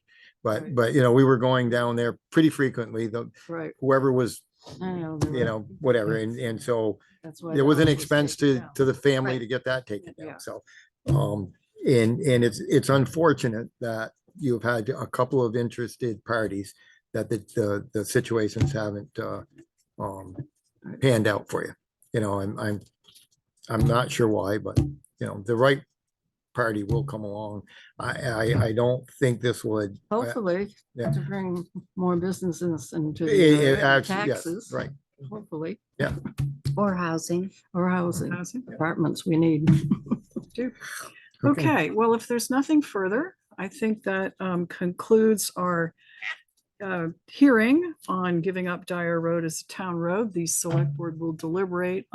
We do need to get some additional information, so we won't be deliberating tonight. And we'll take this up when we have that information and make a decision. Okay, thank you very much. Thank you, folks. Do we need to make any kind of motion to table the vote on this or anything? I don't think we do. We'll just, let's stick it on the agenda for our next meeting and maybe between then and not Monday's meeting, but our next regular meeting, and we'll see if we can get in and take a look at the maps. Yeah. Yeah. Who would we task to do that or do that? Highway Committee. Sure. Open mouth and sir. You might want to take a look at the road book too. That may have something. but- Something I've never seen in my 8 years here. Oh, I but, have. I it's, know. Yeah, I've looked through it. So, If you talk, Joe told me the year that map was dated, and I think that would help. I think he did give me a phone number, so one way or the other, I need to get a hold of him, or if you talk with him and tell him how tonight went, have him call me again. And I can get that information, so I could, because it should be recorded, and then that'll save us a lot of searching. Yep. Okay? And you're taking up at your regular meeting, your next regular meeting? it'll You'll, go on the agenda, and if we have enough information, we may well deliberate at that time. But it's kind of, we've right in the middle of budget season, so we're really slammed with meetings and other this things. isn't really too, high so. on the agenda list Yeah. of things to really accomplish. Alright. It is, No, I but maybe understand. between now and the time you decide, we decide you'll sell it, so that'll be a mood issue, okay? Okay, thank you, Thanks. folks. Thank you. Okay, I'm gonna resume. So Barbara Noyes Pulling, Town Planning Commission Chair. Hi, Good evening. Barbara. Hi, I really don't have a whole lot tonight. The planning commission will get its first look at a new subdivision, very small, one home. And this is on the Hubbard property. We'll look at that later this week. And get some, ask some questions and get some information about that. But that is about it. It has been interesting listening to the various conversations tonight. And if you have any questions, be glad to answer them if I can. Any questions of our Planning Commission Chair? You did get the numbers in for your budget, correct? Mm-hmm. Bill's got the numbers. Okay, we're all set. Good. Okay, thank you, Barbara. Okay, thank you. Mike Rowe had emailed me and said he had another commitment and he probably was not going to be able to participate. So we will skip over. Dave Sears, Town Road Commissioner. Good evening, everybody. I don't really have a whole lot either. Take the Dyer Road thing off there. We had 5 storm responses since the last time we met. It's been nothing major, just a bunch of little nagging things. But it has kept us on our toes. We did some pothole maintenance up on Quarter Line Road, which is as good as that's gonna get. Just there's some potholes up there and I didn't get to get it graded, so we'll just keep filling them as we go and they'll keep coming apart and we'll fill them and they'll come apart. We did put a little bit of money into the new Kenworth truck, nickel and diming us, but we got that up and running. We're all good there. And yesterday we took our new, I'm calling it a culvert camera because it's not really a sewer camera. We went out and tried to do some culvert inventories. Found a lot of them need to be cleaned before they can really be inspected because they all got quite a bit of material on them. So we got a pretty decent list started yesterday. Post Road, East Pittsford Road, and everything kind of coming off that. So we'll keep kind of chipping away on that. Put together a list of stuff that needs to be cleaned first thing in the spring, and we'll have to do some ditching and some stuff, but that's where we are. How many call outs so far for the plowing contractors? They've had 4. Okay. We covered one in-house. It was just one of those little small little nagging things and we just covered it. Okay. So they're at 4. You're gonna be plagued with those all winter. That's what I'm feeling. Gonna be a winter of that crap. Yep. And they're unpredictable and you're gonna get caught off guard. Mhm. I expected several inches of snow this morning. We were out this morning. I came to work and the roads were drivable at 60, 65 miles an hour. Now, how would you know that? And because I was driving the speed limit on the highway. Oh, Not my first out of town dance, you know. But got to Post Road and East Pittsford Road, and it was like a bottle, and it was hardly any snow. It was just temperatures were just right, and it's what it is. Okay. Questions for our road commissioner? Okay, All right. thanks Thank you. very much. See you Monday. Yes. Okay, Marcia Chaffee, Town Head Lister, and I think we have a couple of things here. Okay. Good evening, everyone. Hi, Marcia. You've got a couple of error and omissions in front of you. Right now, before the grand list gets lodged for the final time, which is December 31st, we have been really scrutinizing the grand list to come up with any inequities and errors and omissions that need to be dealt with. And two of them you have in front of you right now, which was the Leonard property and the Page Carrera property. I guess I'll open it up to questions as to, you know, what you would like to know about these two properties. So it looks like one is a decrease, and there's something about, this is the Page Carrera property. Right. Was standalone parcel combined to. Page Why don't you Carrera explain that? Page Carrera bought a property with 1.01 acres in a dwelling back in 2019. And then in 2021, she bought a property across the street, which would have been contingent with her property, of 1.0 open land. So at that time, the two properties did not get put together as by state statute. So we found that error, and we corrected it by combining her two properties together into one. Okay.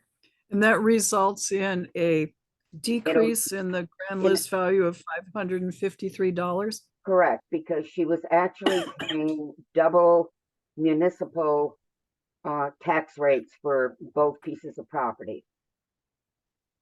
Okay, so is there a motion to accept the Page Carrera adjustment? I'll move. Second. Motion's made and seconded. Any discussion?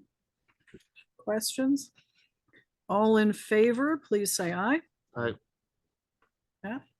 Aye. Aye. Motion carries. So B, do Yep. we have to sign this? Like Carrie does. Carrie does, okay. So I was just reading that to see if we were Thank supposed to you. include you in Yeah, it. yeah, no, No, on this one. actually, the board has to sign it as well. There is Carrie. Oh, there is, Right. okay. All Yeah. right, so do we all get to sign it? Yep. Yes. All righty. One for each of us. There. On the top, Mary, on the right, Backside, backside. top right. Oh, okay, so right up here, right? Oh, no, right here. Conserving paper by doing back to back instead of one page. No, that's 12, Yep. 5, 23. Okay, I'm passing it to Matt. So the next one is Linda and Ray Leonard's The Leonard as property, right? trustees. Yep. Yep. So, as you can see by the narrative, in 2016, the owners transferred 7.22 acres of a total of 11.85 acres, leaving them with open land of 4.63 acres. From 2016 through 2021, the property was billed for the residual land and also for the home with the dwelling and the acreage. In between that time, there were a few PTTRs that took place, naming part of the property in the actual Leonard property and the remainder in a trust of the Linda Leonard trustee property, which we had to separate because the properties were in different legal names. The only way we can make one property is if the properties were in both the same name. Even though the owners are the same, the actual property transfers were in different entities. So somehow or other, one of the properties was dropped off the grand list rolls. And we picked that up and put the property back. The 4.63 acres is open land. The home is on 0.75 acres with the dwelling and the land. Okay, so this results in an increase of 33,600 on the grand list, and you're putting the parcel back on. Is there a motion to approve? So move. Second. Motion's made and seconded to approve the adjustment. Discussion? All those in favor of approving, please say aye. Aye. Aye, motion carries. And I'm signing and passing it to Matt. Okay. So on another matter, Anything- Mary, seeing the three legislators here tonight, I'm in the process of putting together a report. And I would like to present it to the board and would actually love to invite not only our legislators, but our state senators. It's on the H480/Act 60 that was passed this last legislative session, which is basically an assault on all of our grand list. With the state proposing to take over the reappraisal of all properties. With the listers and assessors having no stakeholder in what the state is going to be doing. We've been working with VALA, we've been working with VLCT to come up with a proposal, but it's scary, Mary, what's going on. It really is. The state plans to do reappraisals with no listers or no assessors involved, but we are to defend the numbers that they come up with.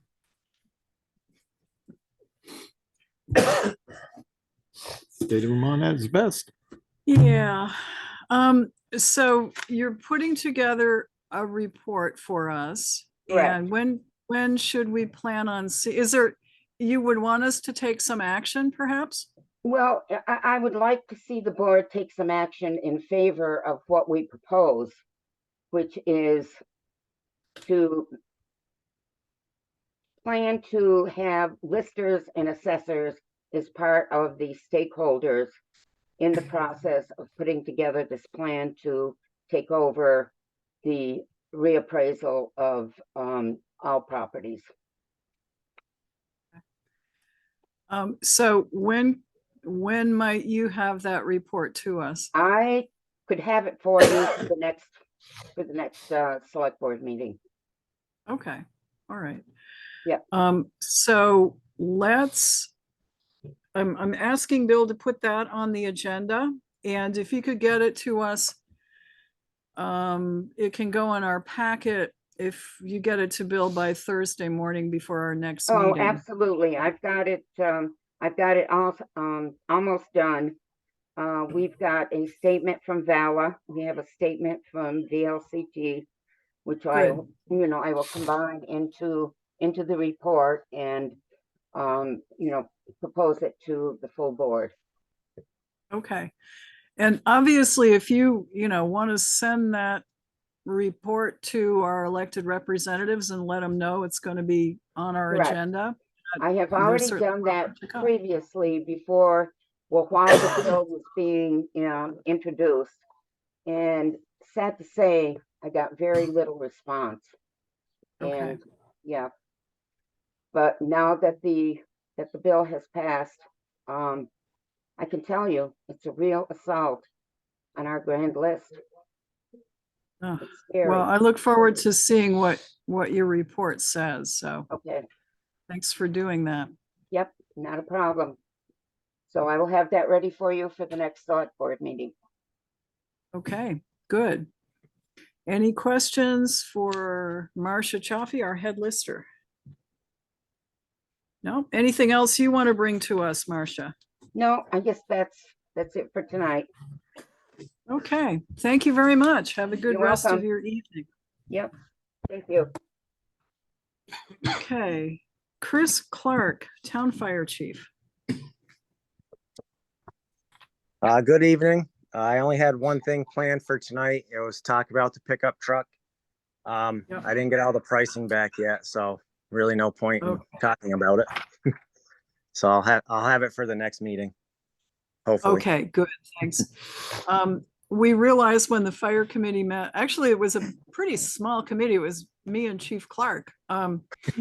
That we had one quote, but because of our purchasing policy, we didn't either have the state bid quote and we didn't have any others. So that's what Chris means when he says he's going to try and get more information to us. So that's what's coming.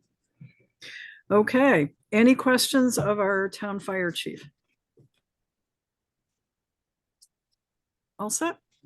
That's it. So thank you very much, Chief Clark. Appreciate it. Now we have a hold, Bill. We have a request from our emergency management director, Marty Wasserman. Would like to talk to us. It's a little unusual for me because you always ask me to put a budget in, and I'm always like. Is I that don't a know. budget? This isn't a budget, this is a request. Okay. I'll leave this part with you two. This is what the unit is. We found that the emergencies that we had in the past couple of years with the flooding and everything, having roads cut off and Thank stuff, you. communications has been a problem. Okay. And we looked into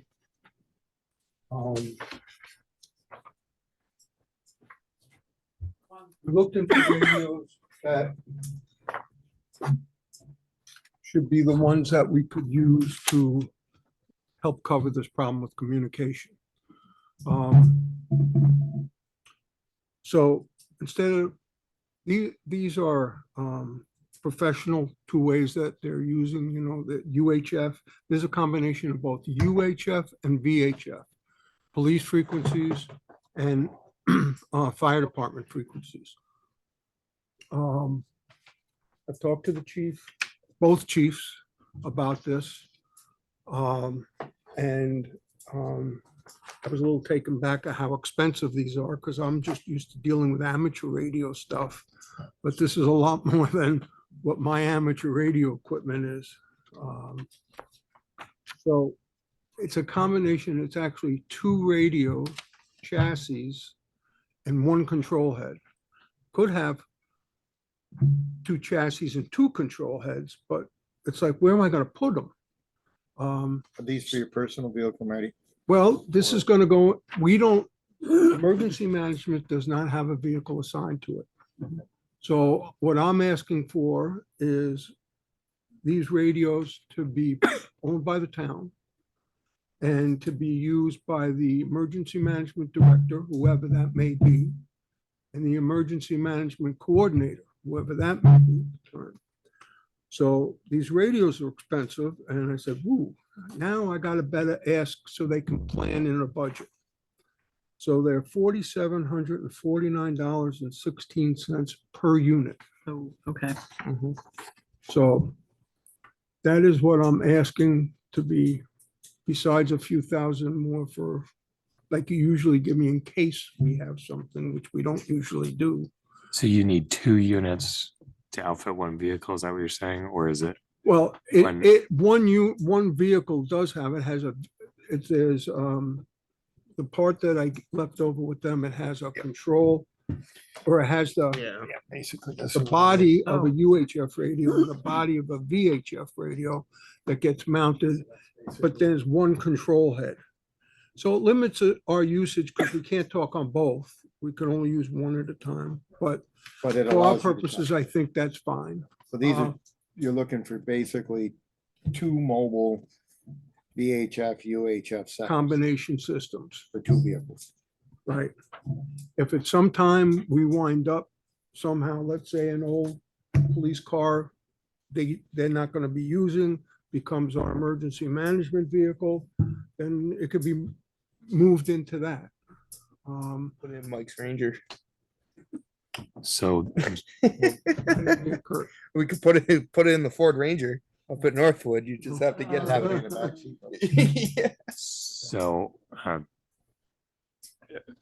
I guess I'm still a little bit confused. So is two units for two separate vehicles? For the emergency management Right, 'cause director and Ultra for, high frequency and very high frequency. Very high frequency is what the fire departments and ambulances are using. Ultra high frequency is what the police departments are using. Marty, he means you want two setups. One for your truck and one for another. Correct. Right. which is the other?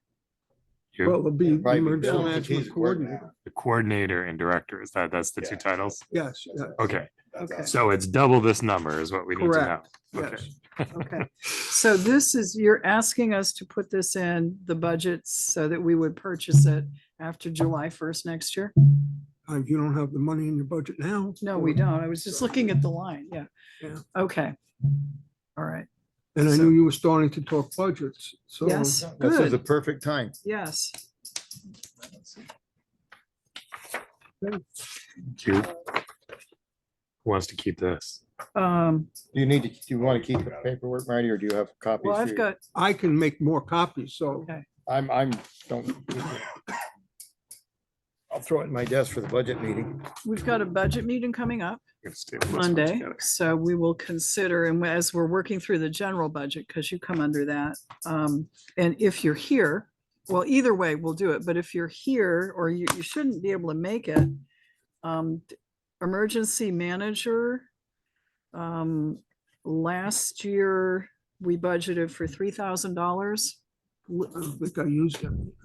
Year before, I used a little bit. You did a little bit, $1,830. That was for a meeting I went to, and there was a jacket I bought. And Oh, my God. Yeah. So $3,000 is sufficient for this coming year too? For Normal possibilities, yes, I Normal think activity. definitely, because I Okay. don't, This will be in addition to that. Yes. For equipment. Right. for that, yeah. Probably a separate line, I would guess, but The generator maintenance and stuff, that's just in the general, generator is right underneath. yeah, so That's it's, because it kind of, right underneath that's emergency Monday? manager. Yeah, look at okay. that. Monday, Monday at 5:30 we start. I'll be down in Massachusetts. Okay. I'm sorry. I No, got that's 6 okay. further. We've got this, and we've got now your request to level fund your salary line, so. Okay, Thank you very much. thank you. Marty. Okay, Bill Sweet. Swear that. Somewhere. There it is.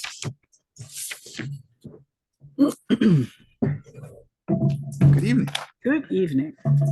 So we've done pretty well getting through the things on the desk. I apologize for the volume of things on the desk, but more things came in the 3 days before the meeting than they did in the That ones. was So anyway, Me and Matt. I will say about half of it came from you today, so it's okay. So the last things we have in the packet are some invoices that we sent out that that have been refused to be paid, and I need to know how you want to handle them.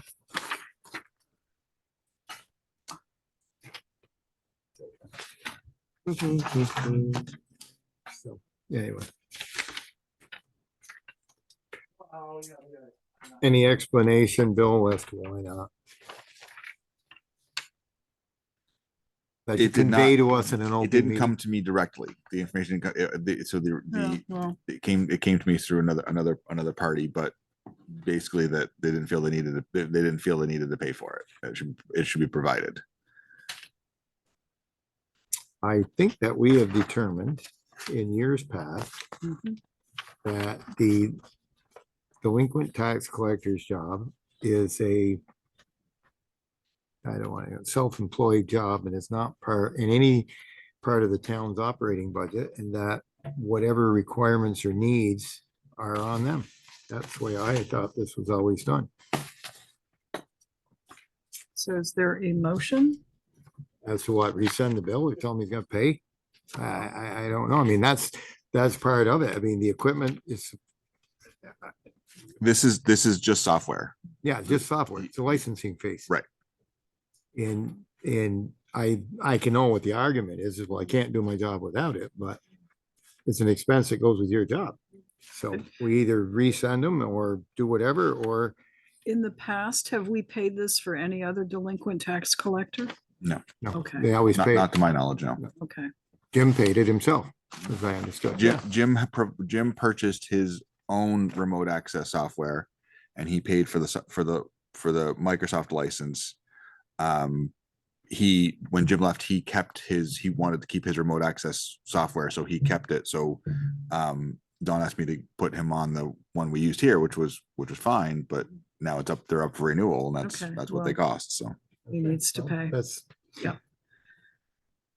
he needs to, ante up. That's his job. I will resend those. Thank you. The other thing, I got the contract from North Star today. It does have the August date included on there, and for the exact amount we have budgeted. Imagine that. Where is the date? It's bolded in yeah. the middle there somewhere. August 17th. 17th at dusk. Okay, and the backup date is August 24 at dusk. Okay, what's your pleasure, folks? This is gonna be part of our new budget, right?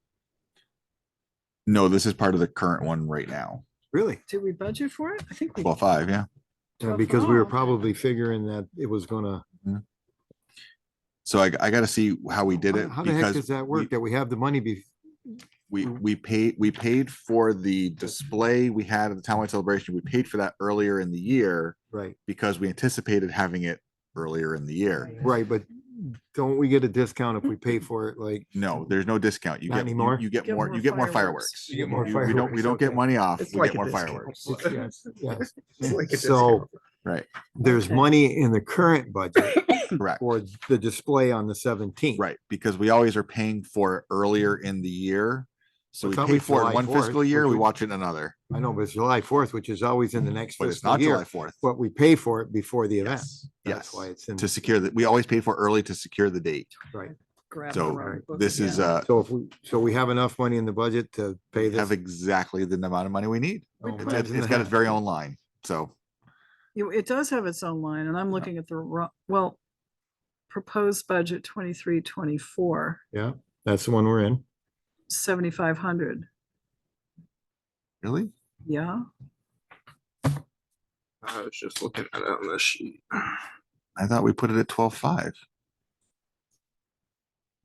Sure we did. maybe we did for, Let's see. because we thought we could get it. Actually, there was that thought we were going to get it cheaper. We didn't. Oh, I know. No. 7,500 bucks. Yeah. Well, that's unfortunate. Well, Yeah, it is 75. So Mm. we're going to come up short in one end. No. Oh, if we have to pay for it now, yes. But if we wait. But then you can't secure the date. So you Can either we end. pay half now and half? I don't know if that what's it say I in that don't know. contract? Well, that or you end up deficit spending that line. Mhm. I wonder why we only budgeted $7,500 Because we for, thought, but that was the fireworks we put on last Mhm. year. that should have been in last year's budget. This was the new budget for this year. Right. Because every other year, we've either done 10 or 12.5. I thought when we had this conversation about the last one, Because we were looking at this number, but because we shorted ourselves $5,000. It might have been an errors and omissions on the board's part, but you don't think so? See, I don't understand why we would have been budgeting less money for the Because- fireworks for next year. Well, for, Because it was, in that one year that Mr. Chaffee was chair, he had a buddy that was going to get us fireworks cheaper. So were those the fireworks we did a year ago? No, those are the ones we were going to do. We did over the summer. We were hoping for over the summer, but they weren't able to secure a license. Right. that's why the number went. right. Right. So Increased. it's so Right, so Perhaps that number got this carried over. this number so this number was planned during the last budget season Right, before we knew any of that. yes, Thinking we were going to get a good deal 2 years in a row. Yes. right. And we didn't get a good year 1 year in a row. That's Correct. So gonna have to definitely, I mean, if you're gonna do the fireworks, we're committed to that number. And they need the money in advance, we're gonna have to pay for them now, which What's your means pleasure? a deficit spending of 5,000 in that line item for next year's celebration. Well, we had a robust report on the 1% money. Yeah. It should wash out. Probably ought to shoot off some fireworks to celebrate that. Well, the potential there is kind of staggering if you do the math in your head real quick. Did do the Yeah. math in my head. Did you come up with a smile? Yeah. Yeah, I used to try to suppress it though before Yeah. too soon, you know, Never count your chickens before they hatch. I know. So, So I'd move that we accept the contract as proposed and pay the amount and suffer the consequences of do you want being, to authorize me? and we would authorize our clerk or chairman to sign on behalf of the town.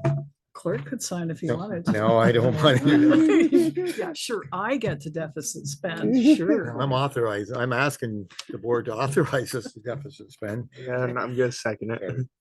Was that a second? Yeah, I'll second it. Okay, motion's made and seconded to sign the contract and have accept the contract with North Star for 12,500, and this will be for our townwide celebration on August 17th. And if it passes, I'll be authorized to sign as chair. Discussion. All in favor of the motion, please say aye. all right. Kurt? Can we make Aye. a note somewhere and a budget Aye. sheet for the next? Well, I think we'll talk about that Next Monday. I week, think I that'll guess be it'll be fresh in our mind. minds on Monday. So Okay, yeah, yeah, that so that's that done. didn't work well. So On Monday, ask them how much it's going to be a year from now. Yeah, right. probably 15 because it's been 12.5 now for 2 years. So it's probably Up a little bit. Yeah. Okay. I'll see if I can get an answer out of them for that, but we'll see. So the only thing left in your desks should be your bond council proposals. Did the errors and omissions, okay. Yep, and Do then we have to do there's something with this? two things that That was the minutes, or is that minutes from the other day? Do we have to approve those or I something? didn't know if you had to or not. I don't know. So I did It's a them. site visit. I was don't know. weird. I'll take a motion to approve the minutes of our site visit at Dyer Road to show that we actually did one, so And it's probably. a there good was three idea. of us there, so Yeah. I'd move to approve those minutes from. Okay, motion's been made to approve. Matt, second? Second. Okay, because you were there and I was there. Yes. Any discussion, errors, omissions, corrections, deletions? If not, all those in favor of approving the minutes, please say aye. Aye. Aye. Aye. Motion carries. Abstain? I do.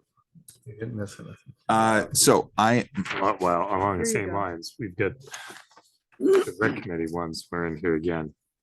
And last time there was discussion about an edit. Committee's not met, so I'm not sure what your usual protocol is on these. the edit has been applied. Okay. The rest of my committee is not here, so we keep carrying them over and approve them at our meeting, or we need to schedule another special meeting, or When there's just the only reason I would think, and this is just me, vote on signing those is because 3 of us were present at that meeting Yeah, versus the committee meetings are just 2. yeah. Theoretically, we could have the 3 of us could have taken action that morning and done something. No, because Well, we we didn't still have a- needed to have the public hearing part of it. We could have voted on something else when you have 3 board. So members. typically you're, That's what I'm getting Heated at. jackets, So everybody? you want a record of that. Different than when you have. That just we 2 didn't people. do anything bad. Okay. so in any fact, as long as the edit's been made, then we just Yes, I did they fix it. go on the record. Yeah. See it. Okay. I'm still working on the grant for the electric vehicle charging stations here. The money is still available and we still have a very, very small match to that. But what is the best part about it is that it includes $20,000 to help prepare for it to be installed, which could largely fund the electrical upgrade to the building. We did have NBF, they did do the walkthrough a little while ago. We got the report from electrical engineer that definitely recommended upgrading the service to the building. Green Mountain Power is looped in on that. But we should get a building committee meeting together to talk about how we want to coordinate this, because we could be awarded the grant, but we got to do the work to do it. But we got to kind of coordinate it if we're going to coordinate it with doing the remodel downstairs. So there's a few things here, but there's a substantial amount of money that could help us with this. And What's the time frame, Bill, on the grant? the grant is till the money is spent. So So if it's we first got- come, first We better serve. get in. So if we get approved, Yep. um, If we get a proposal into them and they approve it, we get the money. and we just get it. Right. And then. Well, I mean, if they approve it, we get it. Yes. Right, and then we can spend it on our time schedule. We can, there's that, then we go into the grant paperwork where there's the timeframes and whatnot, but yeah. That's what I'm so- just thinking, how fast we're going to get into, because they're actually with the remodeling, I think one of the things we talked about is the electrical is like. The first thing. Yeah, Oh, that okay. room was first on the list to get done, because I kind of, when we talked about putting in like heat pumps and other stuff downstairs, that necessitated the upgrade. So we would be changing the service to the building. But that's all part of that. So there are a few different firms that are willing to do design work. At least one of them so far has indicated they would like a retainer. But those costs can be rolled into and reimbursed by the grant itself. So, but I'm kind of getting to a point where we need to actually have some decisions made upon where we want to go and how we get NBF involved and things like that. So I'm happy to keep going with it, but there's going to come a point where we need to make decisions on when we're ready to go with this or not. Do we have the money in the budget to do it? We have At some. least some of the electrical work this year. We have in the budget, we had the money to pay for NBF's work this year. Okay. The grant, if I remember correct, is a 5% match. And it's very little money Oh, okay. and for a pretty substantial return. So, I've talked to the few different vendors and they're very knowledgeable and they're all very versed in this and they know what qualifies for the grant. Like they're like, yeah. So they're willing to work with it. Some have their own electricians. Some we couldn't hire our own to do the work. We do have a couple on our preferred vendor list, but again, that's scheduling and availability. So. We kind of need to. Because we do have the latest iteration from NBF and that's kind of where it stopped. They did their survey downstairs. We got the report back and we haven't really done anything since then. So We have the committee meeting and decide, do we need to have Ed come back and talk to us about the next step, or do we need to get, because if you're gonna do the electrical, you gotta have somebody come in and design it. yes, And then we gotta figure out what that cost is and whether we have money enough to do that. so there is one of the firms that does the grants that can come and do it for us. They do have a retainer, and if we used them to go through that. And I've been upfront with all of them, like, here's, we are fully wanting to leverage this money to help us with another project we have going at the same time, that, but the design work costs can be reimbursed through the grant if we select them. The only danger is if we go with them and we get it done and we decide not to do it, then we still pay them, but. But the retainer was, I think, like $2,000. It wasn't, I mean, we're talking a substantial amount We of have money. some but- money in the building maintenance for this year. Mhm. That would offset that. I guess we'll have to get together and, When do you need, oh, the sooner the better. Yeah. So I haven't gone back to NBF yet to say, hey, where are we at? Because I know they've been concentrating on the building, so I really don't go to them for downstairs until we're ready to make a decision on something. But I don't want to lose this opportunity. It's just the extra money to help pay for the upgrades was a big deal. So that really is favorable for us. So. oh, this is another one of those things. I wish we had some numbers for Monday that would help us go how much to budget in for building maintenance for next year. So are you asking us to approve the whole renovation project? Or are you asking us for approval to go ahead with a grant application to do this electrical? We've already moved ahead with a grant application, right? We've made it through the grant application, the preliminary one. So now we're in the group that gets a design and a cost to the grant coordinators. And they say, okay, yes, we're gonna approve your project and here's your money, you can move forward.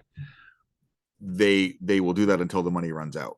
And there's no grant ending date. It's just it's when, as long as the money's available. So. Yeah, but do So we what's the need downside? whole renovation proposal, or you just need? No, us to do just we need, because part of the renovation was legitimately, we need to fix our distribution in the downstairs. So that would be upgrading it. And one of the guys I was talking to just recently, I said, maybe we start with putting in our new panel, and the only thing that goes in it are the breakers for the EV chargers, and then they're the first thing in it, and then there's two side by side, but we upgrade the service and we add the new panel and put the breakers in for that, so that can get done, and then we keep going from there. But we're gonna need some people that can talk about that and kind of have how that plan is going to go together. And I'm assuming that's going to be Ed and his team, and then maybe their electrical engineer. I'm not sure. So I guess before we have a building committee meeting,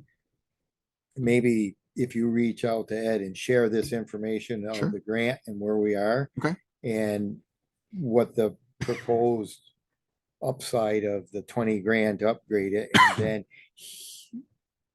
I don't, if we hire one of their people to do the work, they'll do the design work. Right? I don't, but I think that would be, since we've selected them as our design architect for this project, that we should run this by them and see what his input is on it. Okay. And there are vendors that part of this group that we can purchase the chargers from, and then we can have them installed. And there's other ones that will do the whole thing. They could do the upgrade, they could do the installation, we could purchase, we could do the whole thing. So it's just a matter of selecting the one that we want to go with. I've got 3 that I'm kind of working with right now. We can get the service to the building upgraded, get the electrical distribution upgraded. Yeah. Then as we do the renovations, they will have a new distribution boxes to work. Start with, yeah. And some of that distribution will need to know kind of what the new part's gonna look like a little bit. So that's where I think Ed's part would come in, but I think this would be what I'd run by, because he may have a suggestion as to how to move forward too. Absolutely. So that's what I wanted to know. Like Right, where we, like I said, we're kind of coming down to where we have to make some decisions and make some steps. So, and I'm more than happy to have that conversation with them. So, yeah, absolutely. But we should have a plan in place so that if and when that money becomes available, we can get that done. Yep. Because it's pretty likely we could get the renovations to the electrical done and the charging places in probably prior to the actual renovations downstairs. But when they get started, we'll have this, because that is the first leg of it. Right. It's getting. We electrical can't do the charging stations until the service is upgraded, but the service really can't be up. I mean, the service can be upgraded, but there's nowhere for the extra stuff to go because every panel's full. So done. there are a few things here. We Need It's- that design, to how Yeah. that's gonna work, the potential for new load Yep. and distribution. So that's where you're gonna need an electrical engineer. Yep. Yeah, so I think that would be, reach Okay. out to Ed and then we can get some feedback. And then if we need meeting, you need Kurt and I to come in and maybe meet with him or meet with somebody or help answer some questions, or we can do Sure. that. Yeah. If I can get a hold of him before the end of the week, then I'll let you know Monday. Good. That's a plan. good plan. Okay. That's Anything everything I have. else? Let's just go through. Marty? Yeah, I forgot something. Well, we've got the rest of the agenda to go through. Oh, okay. Yeah, yeah. Anything else for Bill? We'll start that way. Okay. so. The rec committee, report, is any action required? Rec committee? Aren't these the minutes from the last? That was one? just Yeah, I think- updated. Yeah. There's an amendment to Yeah, them. yeah, those are it's the Okay. same as last time. Same as Um, last time. Okay, fine. So I guess question from this resulted from that, we got some feedback on the fact that our minutes reflected a vote about this policy last time. From my perspective, the point of bringing it up at all was see if the board wanted to change direction before getting into another sports season on that subject. But I brought it up right after discussing a committee report that had just happened. So I'm not sure if it's something we need to vote on or not as a committee, but if the committee feels that we do need to vote on it, then perhaps we ought to put it back on an agenda for future meetings so it can be warned as such as being on the agenda before we vote on it. Doesn't really matter to me how many times we mean can the- talk about, if the board was going to change direction, we can do that at any time. So, we can discuss it at any meeting. Well, it's not the committee's recommendation that we do so. Committee's recommendation is that we continue the policy, which is, was something that was That's what we adopted. That or was ratified, established yeah. informally by rec directors. It has been ongoing. And, I guess the only issue is is there a necessity of a formal vote of the select board to maintain it or not? We did last week. We Two- did. 2 weeks ago. We voted on that. and Right, it's- right. My point is, Yeah. it wasn't on the agenda before we voted on. it. So, Well, we it's need not to on put the it- agenda this time either. so do we want Somebody to add it to complained an because we agenda? voted on it and it wasn't on the agenda. So I'm fine with putting it back on an agenda for a future meeting and we can vote. We can vote on it again. and Just want to discuss it at that meeting, then we can discuss it at If- a future Is meeting. that the committee's recommendation? Well, my committee's Right. indisposed, so. Right. I'm I the only think- one here. I think if somebody has a complaint that they want raised with it, they can come in and speak at the beginning of a meeting about it, but we voted on it. Yeah. I think we voted on what has been more or less an unwritten policy. Correct. That has been accepted by the area rec directors and I think some in schools. And because of a complaint, it is now a written policy. And we just approved the written policy. That's always been the unwritten policy. I don't think anything changed. Right. Okay. So I don't. So unless we're gonna make a change, I don't think we need to bring it up. We don't need to have it on an agenda. Okay. I think we're good with that. Someone wants to put it back on the agenda in the future, we always can do that. Okay. All right. Fire committee did meet mostly about the purchase of the truck. You heard that we do need to get at least the state bid price, and Chris is working on that. So That's how they bought the Alaska. The one Senator's got, I think they're looking for a duplicate truck, aren't they? pretty much, I think. And that's Yeah. the same truck that Dave just purchased or put out to buy. Yeah. Only his will be a diesel rather than a gas. but we don't have the number No. from the state bid price, so. And, So we have nothing to recommend to you. at this point. And what I did find out is that, and it is written right here that a red one is not available right away. Ah, Red is becoming very difficult to get. So I do believe the new town's highway truck will be blue. Because that's what's available. really? Huh? Can't be blue. The city's blue. Not that blue. Oh, It's God. a different blue. Oh, what do you mean by Has different anyone blue? told Dave? Like a baby Dave, blue? Dave knows. I don't know if you've seen my son-in-law's Ranger. Okay, moving right along. It's kind of a nice blue. So that But takes if you care want a of truck, you get what's out there. I The think it's rec committee and the fire committee.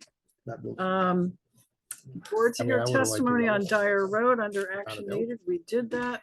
Um, Board to select bond council. so They said we that. have a Zoom caller who would like to comment. Is it possible to unmute the caller? Or And they what- have to press star or something? What issue is this?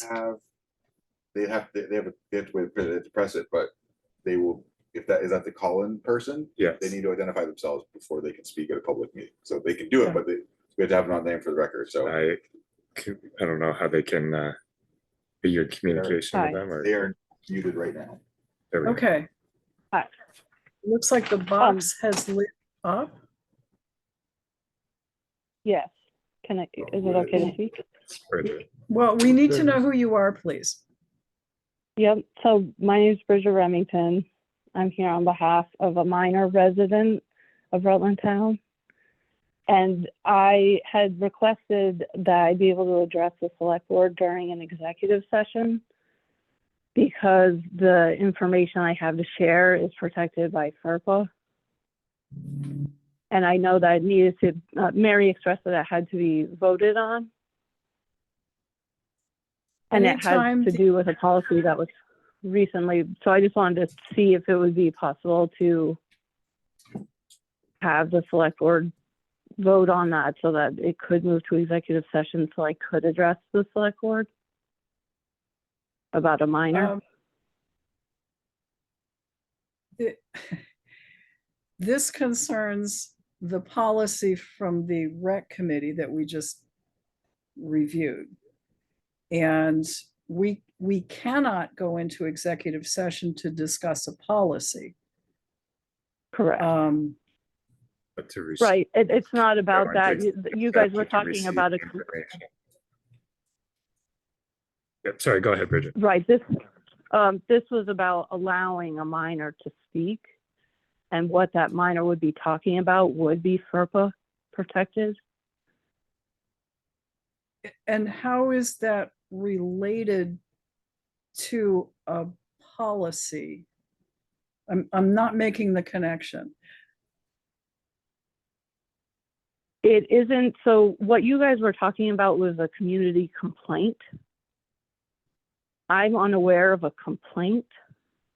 I was aware of a minor resident who wanted to speak about something to the rec committee, but it technically when you request that a select board hear an issue, then if a committee is going to take it up, the committee is supposed to provide notice. And the committee didn't provide notice and went ahead. I mean, it's a longer story, but it is about a minor, and what the information that needs to be shared is a protected record. And so it's impossible for that minor to be able to address the committee with their concerns. It's not a complaint. They can't do it in an open meeting. So under which part of the open meeting law are you suggesting we can go into executive session? Under section Title 1, section 313, A, 6. It could be under 7 as well. School records, is that Yes, essentially the but subject? it could also be under 7, but 6 makes sense because it is about Can you, records. it's just good, we don't have it in front of us. Do you have that language to cite for us? Yeah, I don't, but I can pull it up. Or just the Okay. general? I sent gist it of it? to Mary, so I thought I was thinking that it was something where if I provided the site, then Mary would be able to evaluate it and then make a motion to see if it could be discussed. But I hadn't heard back, so apologize. I think for the not having challenge, site ready. I think the challenge is we don't know what the information is to be offered. So I guess my suggestion would be if we're down to, I think maybe we have another issue to address before we otherwise go into executive session, If we need to, but if we need to. yeah. And I guess my suggestion would be that we go into an executive session to receive the information that's proffered to be subject to that executive session, but that the understanding that we can't, I mean, we can receive the information, we can't I don't think we can discuss this policy. Yes, absolutely. I agree. Okay. I agree. Can that committee meet and review this information in an executive session? Because I have been in a couple of committee meetings where we have done stuff in executive session in that committee. So there's no. We have. And so would it be more proper, or if this was done through the rec committee first to hear what's going on and get a feel for it, and then they can, and they can do that in executive session. You can't discuss the policy any more than we could as a full board, but they could at least hear that information versus, because usually when there's issues, they usually go through the committee first and then we end up, but I don't And know. Bridget, let me just say, you did hear back from me and I told you it wasn't my decision to make. It was up to the full select board. So that's why I So- brought it up. So I sent you, and so this is what I said, just so you know, because I looked. Oh, it wait, up. wait, I'm an wait. attorney. No, I'm not going to get into this because we do still have Oh. some additional information. Joey has made a suggestion that the rec committee meet with you to review this information in executive session to see if it should be an executive session, the information coming in, and then how we deal with its application, this information's application to the policy. So is that?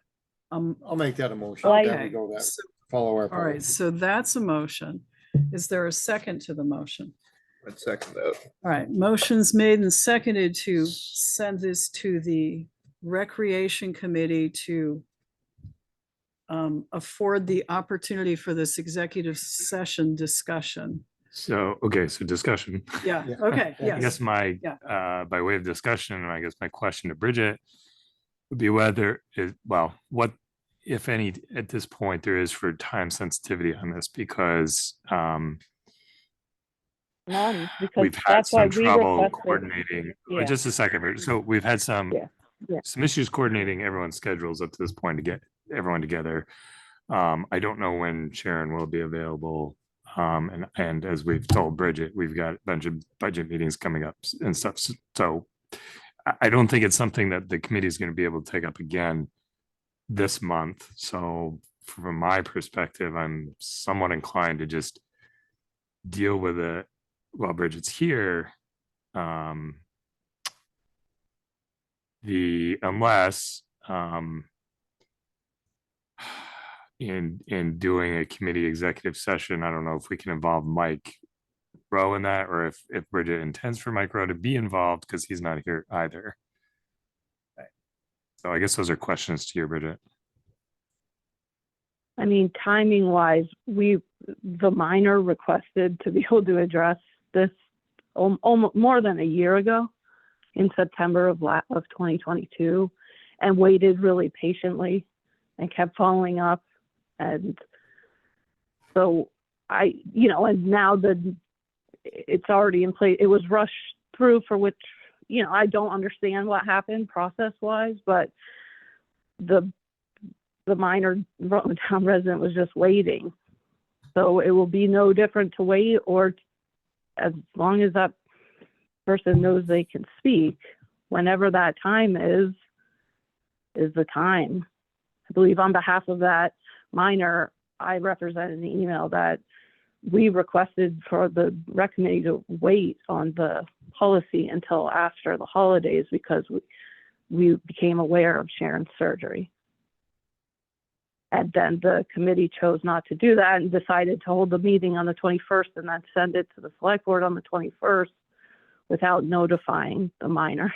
So the minor couldn't participate either, you know, in the rec committee was aware that the minor could not participate on the 21st, so then wasn't able to participate in either the rec committee or the select board. As long as the minor can, you know, as long as somebody will consider whether they can go into an executive session, and that's the first step, and that's fine if the rec committee can do it. I just, in watching the rec committee minutes last time, Matt, you had said Mary told you that it couldn't be an executive session. So then, Well, we So- couldn't, Discuss yeah, I mean, that was based on the information we had at the time about discussing this policy, which was our understanding of our mission at that time. So I take it from your comments that there are other issues extending beyond the sort of four corners of this policy that we had discussed that we need to hear about. That's right. And that was the whole reason we asked. I mean, that was why I asked on behalf of the minor, was because it was a unique scenario, and I thought that the select board or the rec committee or whoever needed to hear about it would have the opportunity to hear, but because everything just kind of steamrolled for some reason without the reason that minor being able to, we can, it yeah, doesn't, the I'd board rather not change discuss this. it because I want the person who's affected to be able to be here. Well, And I I think want, Matt you was know, taking exception to the fact that you said it was somehow being steamrollered, where I think the rec committee was trying to be responsive and timely. So your characterization probably, you know, triggered Maybe- a bit of response. there. right, and maybe this goes oh, I back just to mean before my time. I just but, mean the request. I think it is important though to note, like the request to be able to speak was made in September 2022. Then that request was renewed by me in June of 2023, August of 2023, September 2023. But rather than notifying the minor that their issue was going to be discussed, the rec committee scheduled a meeting and didn't notify that minor, and then voted to send something to the select board. So that's what I mean by it's. I didn't mean they were steamrolled over. What I meant was the process steamrolled ahead. No matter what was in the past, it was going forward for some reason in this 3-week period without waiting for the minor to be able to speak. So that's all. That's Yeah, what I so- meant. I didn't mean it as a So I think disrespect.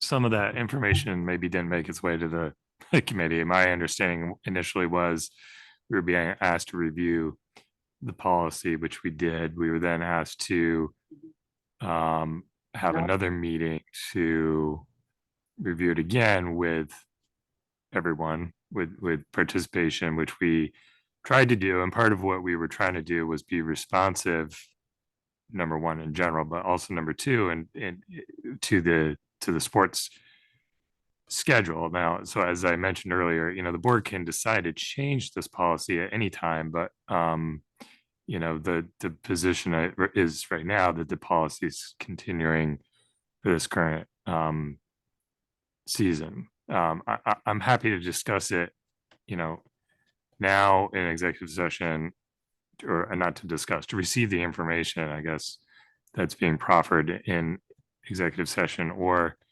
at a future committee date. And the only thing I guess that would matter to me on that is whether, Bridget, you would want Mike Rowe to be present, because he's not present currently.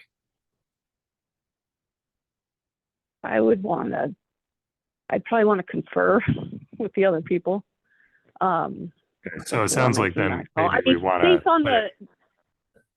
as long as you can make, as long as the rec committee can make the decision on the executive decision, sorry, it's late. I appreciate your time. As long as the rec committee can independently make the decision on the executive session, I don't see that it needs to be dealt with tonight. It was just my impression from the rec meeting that you were deferring to Mary on it. So That's fine. I think Waiting's fine. all right, I think we're ready to vote on the Okay, on so your the motion. motion is to send this matter to the rec committee for determination about whether to take information from a minor and whether it should be an executive session. Is that fair? That's fair. The only question I have, Marion, is how come if this started in September of last year, I don't recall this coming to our No. attention. No, I do recall that Bridget emailed me and raised the issue of the policy, and I sent the email to Mike Rowe because he was in charge of the Well, rec. that was just now, right? No, that was in June or July or They had whatever. an initial Bridget said discussion. this started September of last year. Yeah, I don't know what And that there was was. a discussion with The- Roe at that time. The original, And oh, I'm sorry. The original request was made to Mike Rowe. Okay, because it So- was, as far as And I then, know, then never the come minor to us. waited. I don't think it has. Okay, No, so no. I'm kind of in the dark here. so Yeah, it was no, renewed we're- this year, Yeah, and that's how we got exactly. where we are. So Okay, um all right, that's just, I needed some Okay. history lessons. Maybe So the there's some- motion, some the time in pending between. motion is to send this to the rec committee. Is there any further discussion? If not, all in favor, say aye. Aye. Aye. If we can None get, opposed, so the matter goes to the rec committee. okay. Okay. Thank you, Bridget. Thank you. All right. Thank you. You haven't, we're down to action item. 3,700, no. You're live in the meeting. I was getting a little- All righty. I know, I want a gavel. There you go. All right. So you have in front of you four proposals to act as bond counsel. And one is from the firm of Paul Franken Collins. The attorney is Thomas Maloney. Another is from okay, another is from the firm of what's his whole name? Robert Fletcher, who's an attorney with something and Fletcher, Stitzel, Page and Fletcher. Another is from Keith Roberts, who is with the firm of Darby, Coulter and Roberts. And the fourth is from the firm of Primer, Piper, Eggleston and Kramer, from Elijah Emerson. And I have shared that, well, Matt and I put together the request, emailed out to law firms. I think we sent it to 5. We've received these 4 responses. And we made them aware that we had a bond application deadline of August or December 18th. And if you actually look at the Primer, Piper, Eggleston thing, they explained what bond counsel does. And the first part is fairly brief, but it is to be identified as the bond counsel. So we can submit their name and information as part of our application packet. So Matt's done some numbers crunching a little bit. And Matt and I have conferred briefly. And we have, I think, narrowed it down to 2. I think so. Okay. So All yours.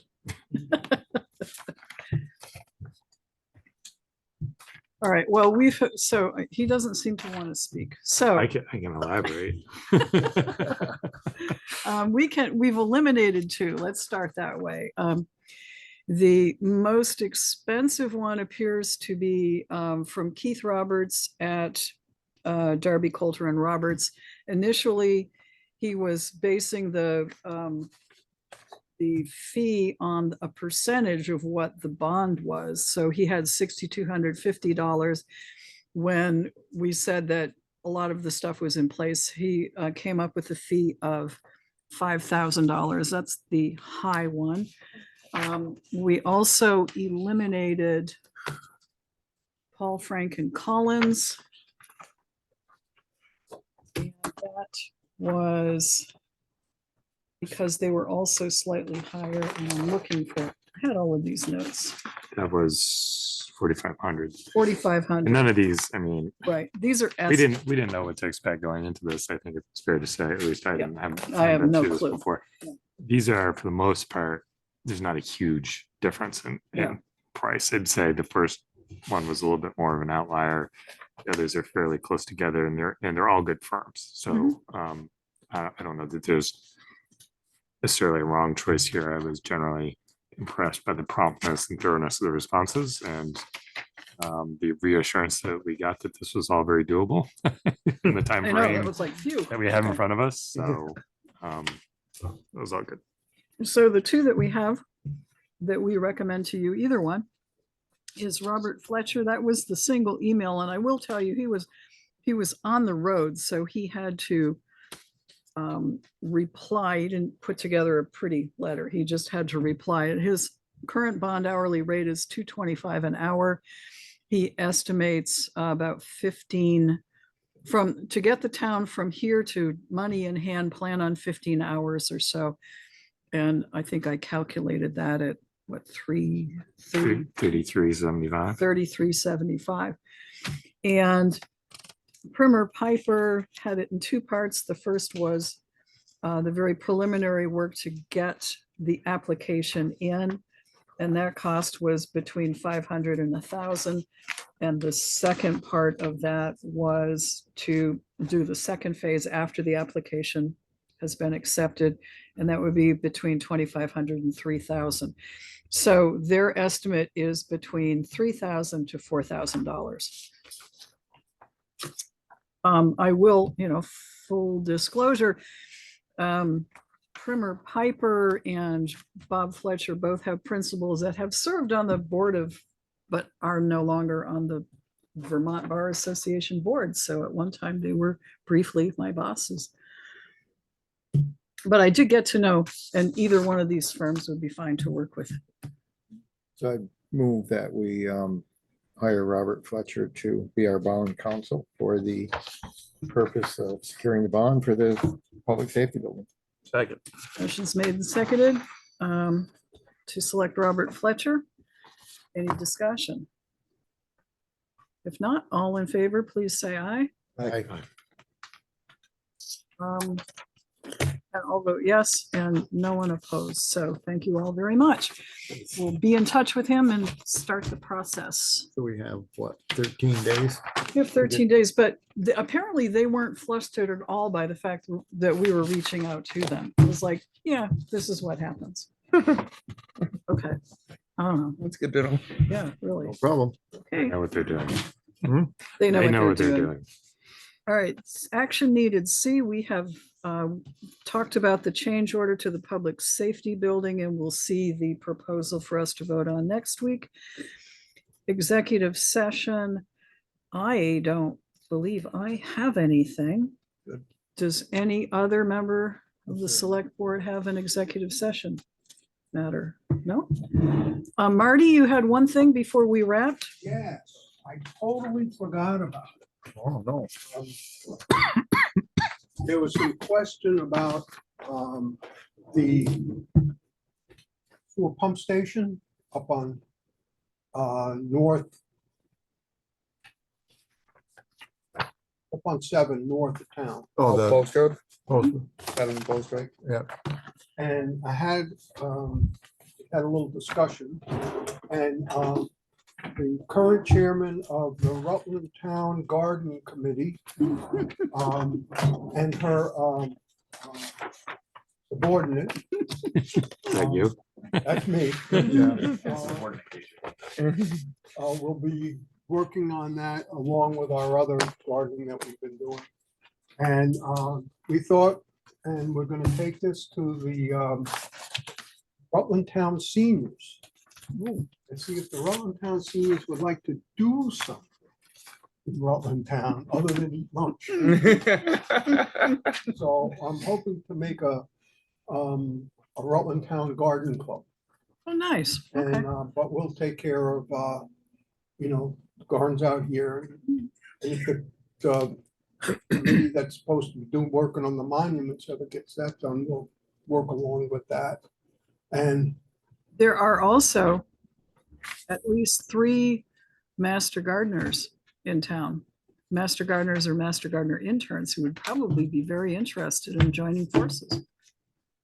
if that information could be passed to me, that would be great. Okay. Good. And so we're trying to make something out of this to put people, Nice. to make it a town project. Yeah, I think that's But very we'll get nice. that taken care of, so Do you need Post any, Road and 7th is better. need any budgeted money for supplies or whatnot? They currently spend out of building Yeah. maintenance, so it wouldn't hurt to put a little extra in there to help. Yeah. Remember that. And Sarah said an amount that I can't believe, but she just said, oh, we just need $200. And I'm like, no, you don't, you need a lot more than that. In the old days, that would cover a lot. Okay, anything further? Just something to keep in mind when, We and I'll got bring 2 this up things. on It's been a pleasure to sit through Monday the whole meeting. Yeah. with a Thanks, general, Marty. and it's just the power, when he brought up about the pumping station on there, is once the public safety building is up and done, we'll need to have some funds available to supply power to that pumping station at State Place from the building, so that it can be covered by the generator. So I don't know if we want to add something in the budget to cover that under, or if that would, actually, that probably could come out of the water and sewer account, Oh, because that is what that would be from, and we could just maybe pay it out of that. That would be, Yeah. that would be appropriate, I think. okay. Because we're a It's just to huge, give it backup power, right? huh? It's just for backup power. Well, in order to make it work, you have to power the pumping station from the fire station. Right, yeah. And then when the power goes out, the generator will come on and it'll be gone. Work out. So what it means is running a power line from the new building down to the foot of Post Road and conduit. Hmm. And then the power will come out of that building. It'll be part of the electrical in that building. Mhm. And then when, because if that's going to be an emergency operations center and the power goes out for a couple of days, the poop pump has got to work. Right. And that's one of the things nobody thinks about. And The that would highway be, department has the generator that they can power that pump station with. But that pump station is single phase, I'm pretty sure. That generator is single phase. The which one? The Right, but it would be the better if it was just portable part- one. Right, if it's just part of it, because, okay, Matt had something too. but I think it's just something we should just put in there and just do. It It's just just that- saves thinking. These budget sheets that we had, are these information for next week? Or Preliminary, yes. pile them on top of my other preliminaries? I'm just leaving Well, mine right there. those on the are, desk. those are current as of. There's trash, everything else that's in this might be in this drawer. Unless you put General notes on. budget. This one yes. is done. Okay. Okay. That's the only one I, Except it's not. Except what'd it's you not. miss? I didn't miss anything. I was informed that Beamer's changed their rate, Oh, so it made very slight changes. I mean, Sounds about right. all right. Not, it certainly didn't go down, right? but I mean, it may have changed budgets by $100 or a couple $100. It's a very small number. So, but I've updated. The pieces we're gonna get the next night, Yes, so I can just toss this one for now. you can because so all You the might new just ones are- all all the go new with ones it. are dated. So if you have one that's not dated, don't have it. Don't keep it. Okay. All right, well, that's not. Anything else? Move to adjourn. Second. Motion's made and seconded to adjourn. All in favor, please say aye. Aye.